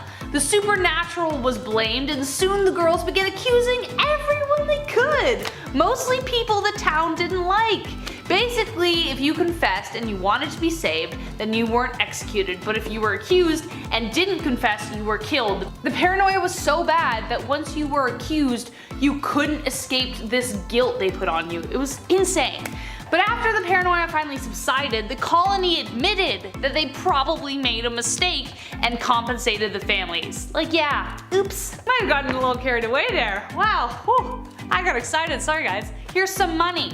The Salem Witch Trials today represent what happens when paranoia rules a courtroom and the whole thing still beguiles the world even 300 years later. Number 8. Unsinkable Sam. On a happier note, this is the kind of story that makes people believe that cats have 9 lives. Unsinkable Sam was the nickname for a cat who survived several shipwrecks during World War II. His tale begins aboard a German warship called the Bismarck. Among the 2,200 soldiers was a black and white cat that somehow snuck aboard. One day, the Bismarck was decimated during an attack, and while the HMS Cossack was looking for survivors, they saw Oscar the cat, name at the time, seeking refuge on a plank, like Jack from the Titanic. They hauled him aboard, but then several months later, the Cossack would be decimated. That's shipwreck number 2. This time, it was the HMS Ark Royale who spotted him and was then dubbed the name Unsinkable Sam. And then, shipwreck number 3, months later, as you can guess, the Royale was torpedoed, and once again, Sam was saved by the HMS Legion of the British Royal Fleet. Finally, this seafaring feline retired to land and later died in 1955. Number 7, Nellie Bly. Nellie Bly is a woman right out of a Jules Verne novel. In fact, you would think so if she hadn't met the man himself. In 1889, Nellie Bly took on a record-breaking voyage by traveling around the world in just 72 days. Her means of travel included a train, a steamship, a rickshaw, horse, and donkey. Her goal was to beat the fictional record set by Verne's hero Phileas Fogg in his 80-day Odyssey. An event like this already appeared as a myth to the men of the time. Her editor at the New York World nearly refused to send her because her gender would make the trip impossible. No one but a man could do this, he told her. Very well, she replied. Start the man and I'll start the same day for some other newspaper and beat him. He backed down and eventually Nellie was on her way, turning fiction into reality. Number 6, the Black Museum. No, I'm not talking about the Black Museum episode of Black Mirror, but honestly, not too far off. People have done some pretty vicious things to their enemies? There's a long list, but imagine turning your enemies into a permanent dinner guest. Because that's exactly what Ferdinand I of Naples actually did. Though everyone thought he was going to be a great king, he actually ended up being pretty psychotic. He would invite his enemies over for dinner, and while they gorged on pheasant, he would take them out, either the old-fashioned way, or literally throw them out of a window. He would then retrieve and dress the bodies and stage them. He called it his Black Museum and would invite new acquaintances to view it so they would know exactly who they were dealing with, so not to mess with him. What a psycho! Number 5, Sir Adrian Cotton de Walt. Love that name. There are gonna be a couple unbelievable events on this list from World War II, so just a heads up. But truth be told, the war itself is kind of hard to believe. Sir Adrian Cotton de Wart was not only a man who survived the impossible once, but he made a career out of it. He wasn't like your Blackadder general in the back with a pipe. This dude was on the front lines tossing grenades with one arm because he already lost the other. He served in the Boer War, World War I, and World War II. He survived being shot in the face, skull, hip, leg, ankle, and ear. One eye and one arm short, this enthusiastic war hero dove into the bloodshed again and again. He was seen pulling pins out of grenades and throwing them with his one good arm during Battle of the Somme. But even as a 60-year-old man, he was still a beast. His plane got shot down in April 1941, he crashed it into the Mediterranean, survived, swam all the way to shore, then he got captured by Italian soldiers, thrown into a POW camp, then he escaped, eluded capture for 8 days, but unfortunately the lack of Italian looks gave him away. He was released 2 years later, and Churchill was such a big fan of him, he made him his rep over in China. He ended up passing away peacefully at age 83. Despite hundreds of close calls with death. Number 4, Simo Häyhä. This is actually kind of a plug for a short film I'm looking to raise funds for. Check out my Instagram to learn more. But his story is incredible and it's so unbelievable. Simo Häyhä's story sounds like something straight out of a movie, except it actually happened. A humble Finnish farmer who became the Soviets' nightmare in World War II. He is widely regarded as one of the most accomplished and skilled snipers in history. The Winter War began in Finland in 1939 after Russia decided that it was time to regain some territory. They thought it was going to be easy. But soon they came to fear the man who would be known as the White Death. He was trained as a sniper at a young age, didn't want to take human lives though, so he just became a farmer, but the lives of his countrymen were at stake. The Winter War lasted just over 100 days, and within that time, Simo hit as many as 500 men, his personal best being 40 confirmed hits in one day. Some people estimate that it was over 800 people. In March 1940, he was hit in the jaw by a counter sniper, leaving him in a coma for 11 days. But when he awoke, however, the Russians surrendered. That is poetic justice. Number 3, Alexander the Great. How did this guy exist? Was he the son of Zeus? The case is so convincing that even Alexander believed it himself. During the 15 years of his conquest, starting from his first victory when he was 18, Alexander never lost a battle. He was so prolific in battle that his strategies are still studied to this day. Before Alexander entered Egypt, they had been under Persian rule for just over 200 years. Through his incredible prowess and lightning-quick decision-making, Alexander defeated them. Egypt was so happy they even claimed him as their pharaoh. While he was in Egypt, however, Alexander decided to make the long trek to visit the shrine of Zeus Ammon. According to the man himself, he was guided there by ravens, and it even rained during his journey, which was interpreted as a blessing. When he got there, the priest named him a son of Zeus. Now, if that doesn't make this guy sound like a myth, then I don't know what will. Number 2, Boadicea. Boadicea is the Morrigan in my mind. She is Xena, warrior princess. This woman was so ferocious, she was called the scourge of the Roman Empire.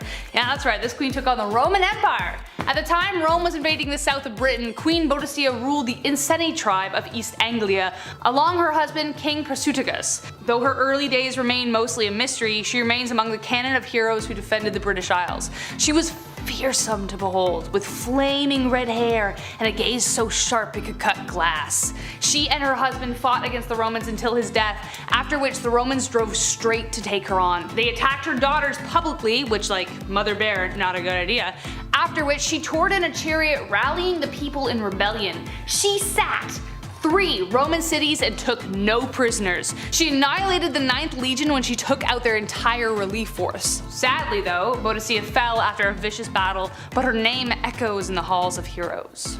And last but not least, Richard, Saladin, and the Third Crusade. Just the Crusades in general are just unbelievable. Never in history have two rulers been so equally matched. Currently I'm reading Warriors of God, Richard the Lionheart and Saladin and the Third Crusade by James Rustin, and the fact that everything I've read so far isn't just the next Game of Thrones novel astounds me. These two never met because Saladin believed that kings should not go to war if they had met, but because they were fighting over the Holy Land, war was kind of inevitable. But while Saladin did not engage in warfare, Richard dove right in the middle of everything. They both had such incredible admiration for each other that in the middle of battles, they would send each other gifts. I don't understand. You killed my men. You killed my men. Here's a fruit basket. Literally happened. And another example, during the Battle of Jaffa, Richard's horse ended up being killed, and Saladin was so impressed with him that he sent him 2 new ones. 2! On top of that, Richard had taken off half of his armor before he had leapt ashore to fight. So he was basically half naked.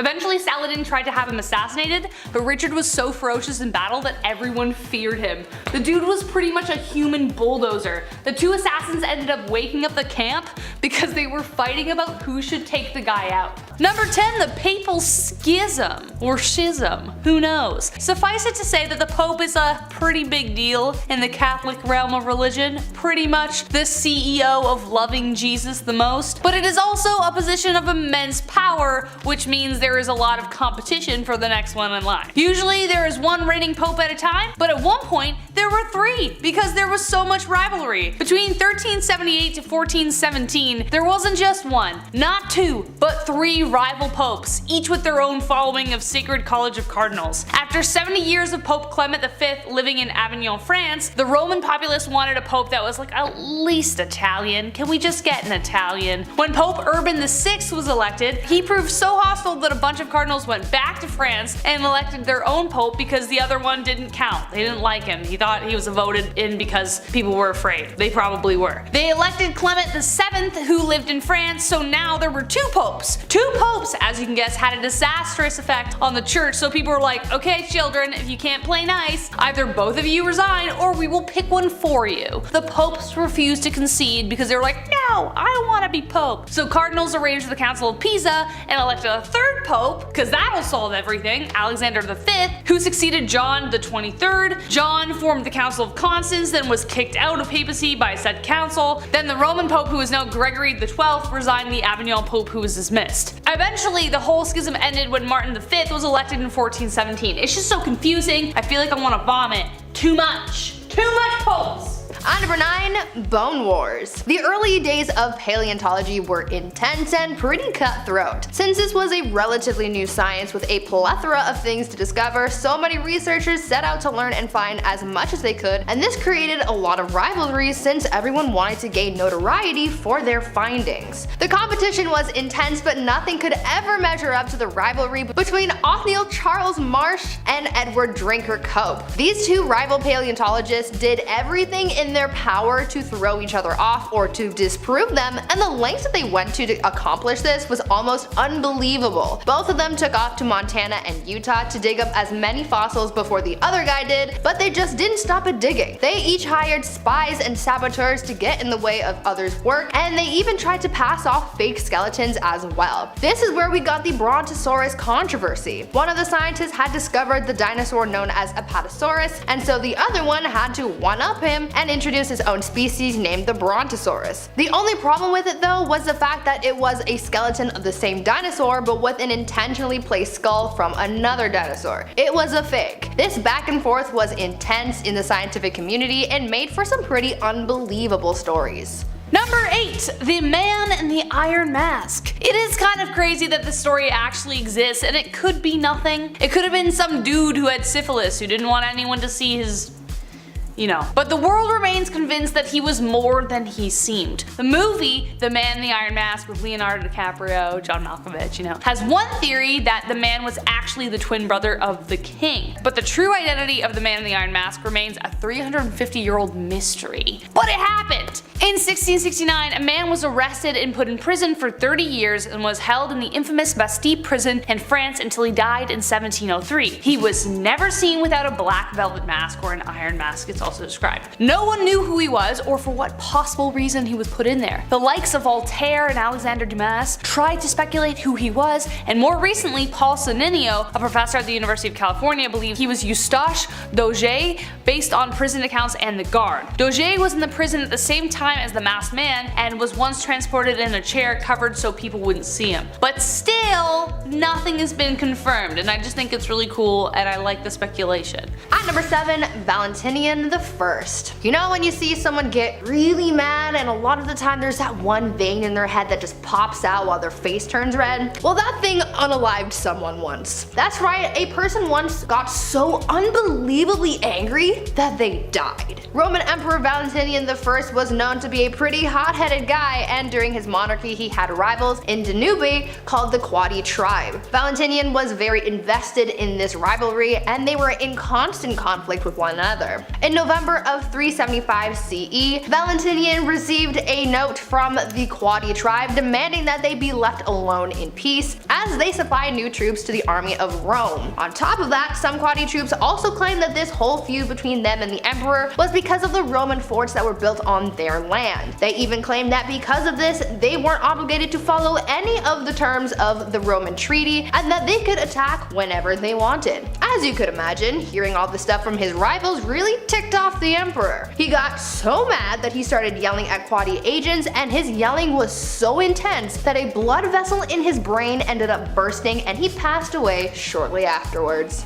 Number 6, the Great Emu War. I thought this event was a joke for like a very long time, but like many on this list, it actually happened. It all started in 1932 when a large emu population began devastating farms. Many of the farmers were ex-soldiers, and after the devastation persisted, petitioned for military aid to defeat the pests. Keep in mind that emus can grow as tall as like 6.5 feet and have really sharp claws. They're fierce. We didn't know how fierce until the Minister of Defense, George Pierce, deployed troops and expected to eradicate the pests, I don't know, very quickly. But they were in for a surprise. They vastly underestimated these killer cunning birds, as they soon proved impossible to hit with machine gun fire. They just like barreled forward like Superman getting hit by bullets. Like they were like, it didn't even matter. They would get hit and then just keep running. They were so fast that even their vehicles couldn't keep up with them. It's so funny. Within a week, the military gave up and they killed only like 50 to 200 emus out of like 20,000 of them. George Pierce earned the title of Minister of the Emu War. What a way to go. Eventually they did try again later that November, which resulted in 284,700 deaths of emus between 1945 to 1960. But dang, that is some pest control. But we all know that girl on TikTok who has like emus and she like puts her hand out when they try and hiss at her. They needed her. She would have just like dummied the whole population and they would have followed her like the Messiah. At number 5, atomic tourism. If you could do anything or go anywhere while on vacation, what would you do? Maybe go on a cruise or visit a tropical destination, but how about go and watch bombs get tested? Well, if you were around in the 1950s, then atomic tourism might have been one of your options for entertainment while on vacation. In the 50s, the US was expanding its arsenal of nuclear weapons due to the threat of the Soviet Union and their nuclear firepower. Because this was such a big thing, the Tourist Bureau of Las Vegas decided to profit off the US military's weapons testing and make an entire attraction out of it. Because testing for these nuclear weapons took place in the desert in Nevada, a tourist site was set up a safe distance away so that people could watch these weapons be detonated, as well as have a beautiful view of the Nevada horizon. People would bring picnics to watch the nuclear weapons, and at nighttime they would throw parties while they waited for the next explosion. It's such a weird tourist attraction, but then again, the 1950s were also a weird time anyway. Number 4, Agent 355. So they are actually making a movie inspired by this one because of course it would make a great movie. Move over 007, there is a new agent in town and I smell an excellent film legacy brewing. After a hasty retreat made by George Washington leaving more control in British hands, he needed to come up with a stealthier way to retaliate. Thus, the Culper spy ring was born. This intelligence operation was so good at keeping secrets, some of the identities of the spies were never revealed, especially the identity identity of Agent 355. Not even Washington himself knew who was working for him or who was 355, but we do know that they were a female agent, a spy of expert skill. It was because of her that the head of England's intelligence, Major John Andre, was arrested. Notoriously handsome and debonair, 355 could have been any of the women that fawned over him at parties, gathering his secrets. One secret in particular was his plan to sell West Point to the British. After documents pertaining to his ordeal was uncovered, he was arrested and condemned. But as to who would be directly thanked for this capture was unknown. The only other suspected fact about her was that a female spy was reportedly killed on a prison ship in 1780. Of course, there are theories regarding her real identity, but Agent 355 was so good at her job that who she was and what else she did would be taken to her grave. At number 3, Chrysippus. You know how when you laugh really hard, you start gasping for air and your stomach starts to hurt from tensing up your body so much? Well, this once killed someone. A Greek philosopher named Chrysippus actually died from laughter. In the 3rd century BCE, the philosopher laughed so hard because he saw his donkey eating figs, and then he kicked the bucket, so to speak. According to science, death by laughter can occur because of asphyxiation, because you just can't breathe because you're laughing so hard, or through an aneurysm because of the tension from laughing. What's so wild about this is the fact that this wasn't the first time in history that death by laughter has happened. It is said that Cleopatra's father died the same way because he was laughing at the death of her husband, and a 5th century Greek painter met the same fate because he laughed too hard at one of his own paintings. And a Danish audiologist passed away in a similar fashion in 1989 because he saw a funny scene in a movie that raised his heart rate so much that he died. Number 2, the first marathon. The Battle of Marathon is one of the most famous Greek battles in history, and it's also epic, and I also can't believe it happened because it's so cool. Back in 490 BC, the Greeks faced off against the invading Persians on the plains of Marathon. It was a victory that would go down in history as a testament to courage and excellence. But it wasn't only the battle itself, but a man named Phidippes whose actions were so insane, some people think it was a myth. He was sent to enlist the help of Spartans before the battle, so he ran to Sparta but stopped in Athens first. The total distance was 240 kilometers, like there and back. I can barely make 4 kilometers, imagine 240 kilometers on foot. He wasn't just like a basic guy though, he was what was called a hemerodromos, a sacred day-long runner in the military. They were known for covering incredible distances by foot, even foregoing sleep. They would most likely have consumed figs and cured meat, like that's it. His journey inspired the marathons run today, and even some have tried to make the exact trek he did. Meanwhile, it's a struggle for me to even do like a half-hour workout at the end of the day. And finally, at number 1, Robert Liston. Robert Liston was probably the worst doctor in the history of medicine because he messed up so bad it is unbelievable. This surgeon in the 1800s performed a surgery that had a 300% mortality rate. So he went in to help someone and ended up killing 3 people as a result. Liston was performing a simple leg amputation, but was working so fast that he ended up cutting off 2 of his assistant's fingers during the procedure. Both the assistant and the patient ended up passing away after contracting gangrene. Now you're probably asking yourself, well, what about the 3rd person? You said this had a 300% mortality rate. Well, let me tell you how the 3rd person perished. During the procedure, Liston swiped near an elderly doctor with one of his blades. Thinking that he had been cut, the doctor started freaking out and went into shock. The stress was so much that the doctor ended up having a heart attack and passed away. Number 10, we will get out of lockdown. I don't know, maybe? We'll see. I think so. I'm starting this one as number 10 because I literally cannot believe we are here. I just got my 2nd dose and it was officially 2 weeks last Friday, so hugs are a-coming, and I remember feeling even a few months ago that this would never happen. Researchers estimate that over 9.5 billion doses of the vaccine will be administered by the end of 2022. That means that for weddings, school, restaurants, libraries, work without masks is going to be in our future. With the Delta variant still at play, there is the possibility of other precautions being put in place, but still, if not by 2022, then eventually. The vaccines can protect against it, so as long as we keep doing our part to keep each other safe, we are on the way, babies! I'm gonna hug so many people! Maybe even you. Or you, Chris. Number 9, the Sagrada Familia.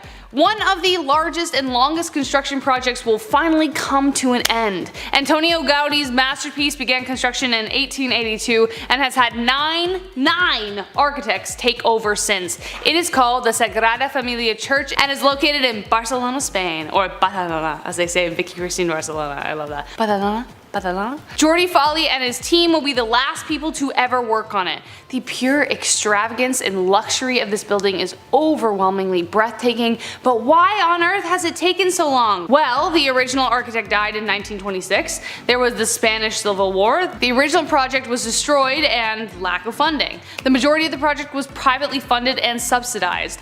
The designs that Gaudi laid down are also incredibly complex, with each layer and brick containing intricate details. He wanted to build the highest church in the world, and that it will be, with the central Jesus Tower reaching 172.5 meters. But finally, after 150 years of construction, the church will finally be complete in 2026. If everything goes well. You never know. As we found out in the last 2 years. You just never know. Number 8, the triple Jovian eclipse. Some really cool things have already happened these past few months, and there's plenty more to come, so don't you worry. The next Jovian eclipse is set to happen in 2032. What is that, you ask? Well, 3 of Jupiter's largest moons, Io, Ganymede, and Callisto, will align across the planet's surface like a couple of cool space polka dots. Yeah, we'll call them that. Jupiter has 16 moons in total, and the 3 mentioned are among the biggest in its orbit. The last time this happened was in 2004 and was caught on the Hubble Space Telescope by some miracle. The event happens so quickly, and this time scientists are hoping to capture the event in sharp detail, so stay tuned. Watch your Google. Number 7. We might live forever? I don't know. Put down the Botox and hold the collagen injections. There might be another way. Thanks to the SENS Research Foundation, we may find a way to turn back the clock when it comes to aging. Dr. Aubrey de Grey is an English author, biomedical gerontologist, and mathematician who believes that one day, aging might be stopped by medical intervention. His research involves attempting to find a way to treat the disease of aging by repairing damage on a molecular level. One of the main causes of aging are dead cells, or senescent cells. Once the cell stops multiplying, they release a whole stew of chemicals that cause inflammation and the breakdown of surrounding tissue. Now usually our body fights these off because they are recognized as imposters and they are forced to self-destruct. But they accumulate with age. If they are successful at finding a way to diminish these cells, it could mean that they could make a 60-year-old feel and look 30 again. Pretty exciting stuff. Not without controversy though. MIT Tech Review challenged molecular biologists to disprove Gray's claims for a chance to win 20 grand, but nobody has yet. So...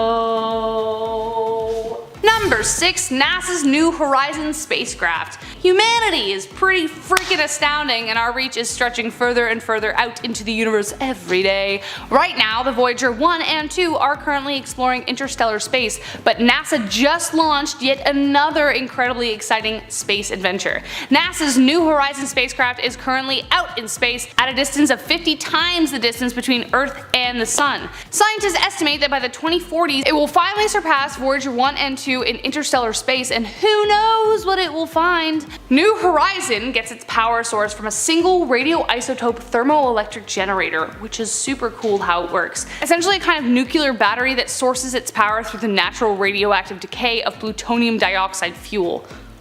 What? I'm not a scientist, so that blew my mind. I'm not quite sure if I understand it. Do we understand it? Let us know in the comments. The decay rate is high enough to create a reliable amount of heat so the engine can just keep going and going and going. So it just opens up a future of discoveries, and I'm excited. Number 5, nano robots. Does anyone remember the first Agent Cody Banks movie where the villain installs these evil nano robots and ice cubes, but they're not evil, he just uses them for evil? Initially the tech was used for good, right? To help clean up oil spills, for instance, but that's where my mind went when I learned this. According to the Massachusetts Institute of Technology, MIT, they have created cell-sized robots that can navigate and detect issues in their environment. Now imagine that the environment is actually your lungs, or your liver, or your veins, or your eyes. This gives scientists hope that a future where disease detection doesn't take months of waiting in line, just mere minutes. The aim of these nanobots is to help detect infection or disease within the body before it even shows. I'm not sure how I feel about tiny little robots floating inside me, but if I would be cool, I think I have to ask myself this question. If I'd be okay with Miss Frizzle shrinking a bus down and going through my nose, would I be okay with that? Then I might be okay with this. Number 4, we might meet aliens. So I know they said that the random monoliths that appeared around the world were made by artists. Convenient. Artists are essentially aliens. We're weird. We are so weird. It was 2020. We couldn't handle anything else. But in truth, meeting aliens may not be something that just happens in Doctor Who. In fact, Jamie Matthews, astrophysicist and professor at the University of British Columbia, said, and I quote, "By the year 2118, extraterrestrial life won't be news but historical fact." I recognize that some of us might not live past 100, myself included, but that statement still implies that it could happen within that time frame. The most terrifying thought about that will be how we react to them, though by alien life it doesn't necessarily mean humanoid alien creatures with oval heads. It will most likely mean that we will find a specific kind of anaerobic bacteria, like kind of what we might find in Venus with the phosphine and everything, if you know what I'm talking about. But according to the Pentagon report, if I'm being honest here, I'm not so worried about the aliens. I'm more worried about how we're gonna react to them. Will it make us more humble, fearful, arrogant? Will this be the War of the Worlds scenario? God, I hope not. I hope we all get along. We're just a big happy space family. Unlikely. Before we land on our top 3, if you're still with us, give us a like and comment on what you're looking forward to the most. Also, if you're new to the Hive, give us a subscribe. We'll love you forever. Number 3, a visit to Mars. So in the next few years, we are putting boots on the moon. 2024 is gonna be a big year. It has been over 50 years since astronauts last set foot on the moon, and the Artemis program is set to accomplish this. But what's more exciting is what's coming next. This trip is also a kind of test drive for life support systems that will hopefully extend the trip to months, even a year. If that goes well, then the next step is Mars. NASA's InSight mission is now on Mars, and its stay has been extended in order to measure how life on Mars, such as quakes and dust devils, will affect human visitors. It's also a test for how useful solar panels will be on Mars, and if it's an effective form of energy.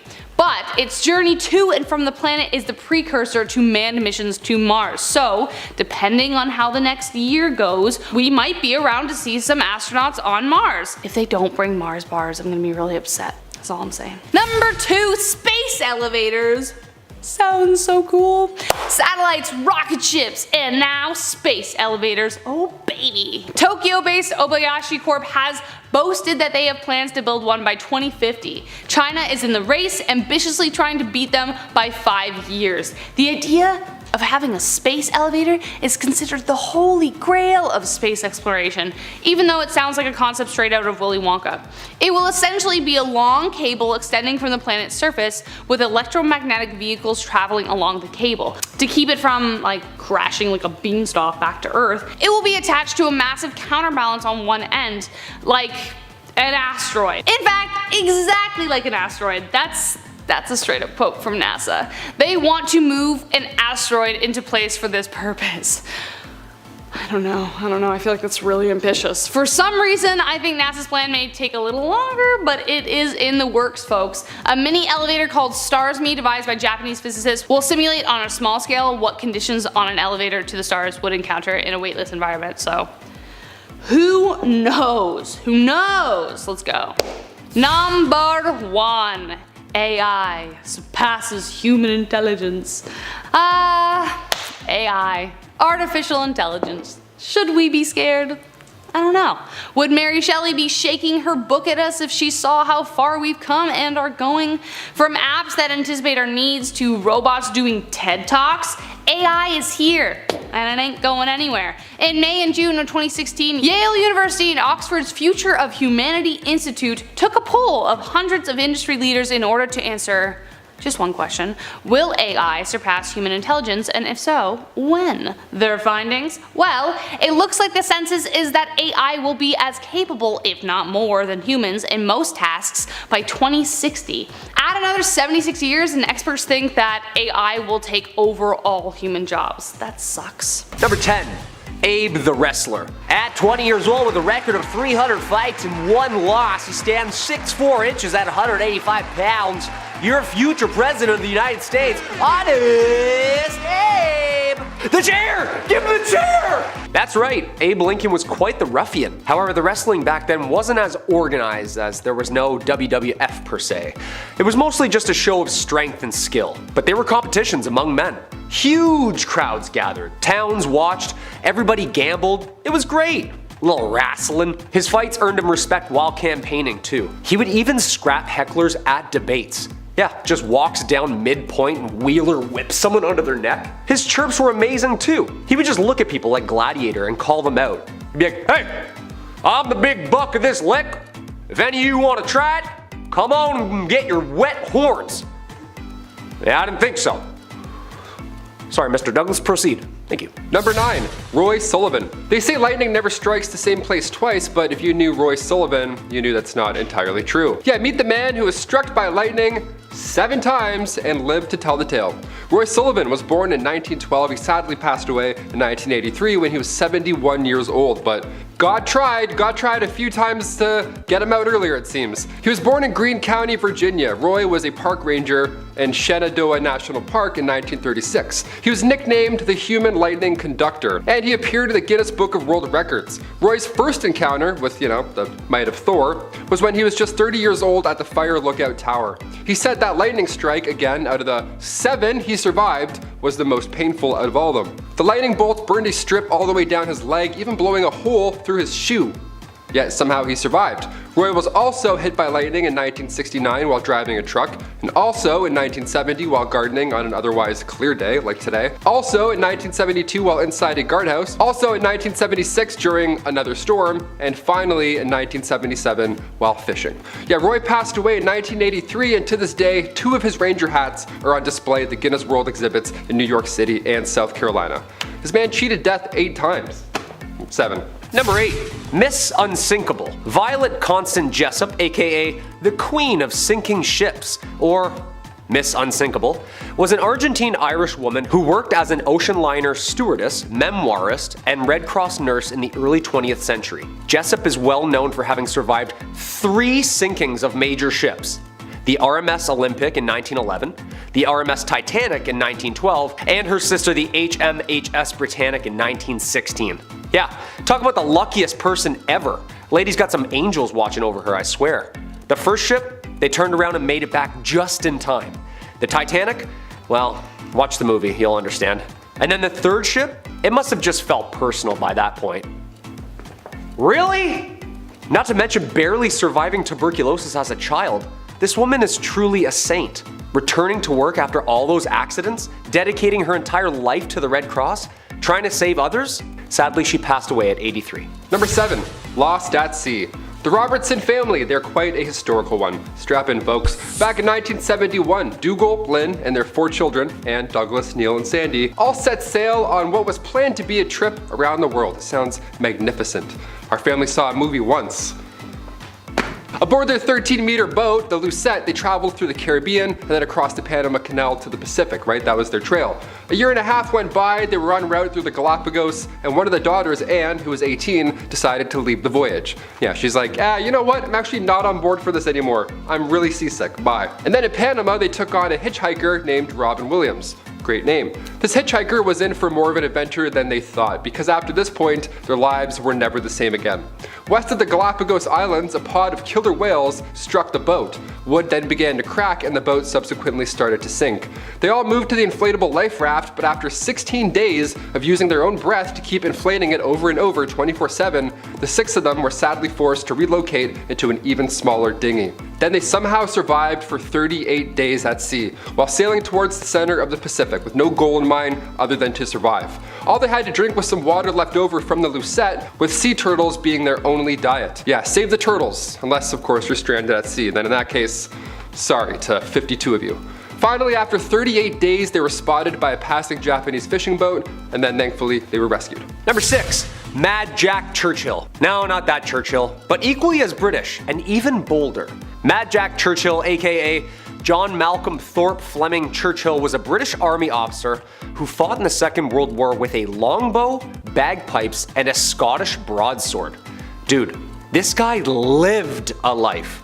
Was in like every war.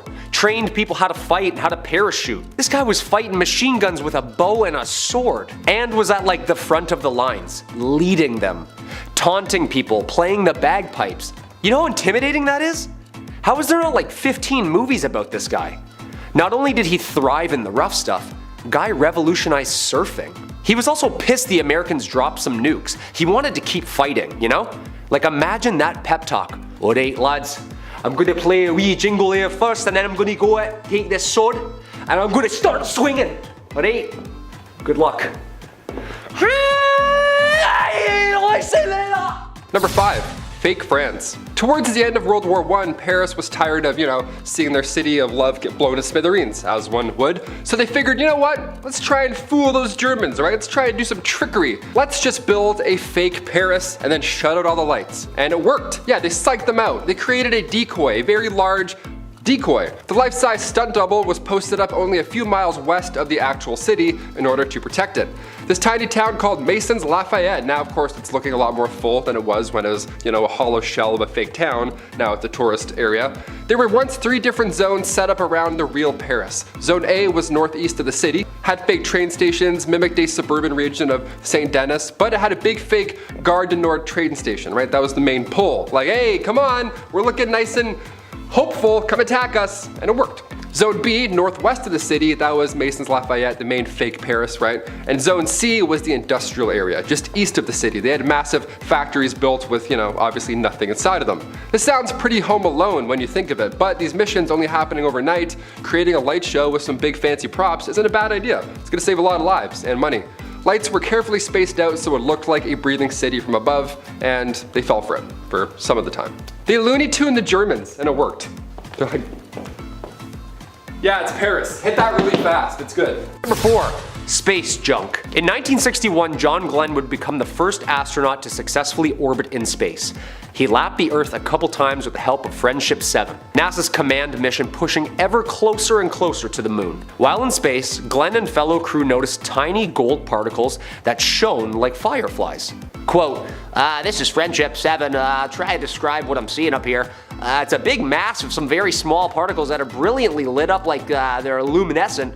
I never saw anything like it. They're round a little, they're coming out of the capsule, and they just look like stars, a whole shower of them coming over. They had come to the conclusion it was liquid from inside the capsule and the suits leaking out.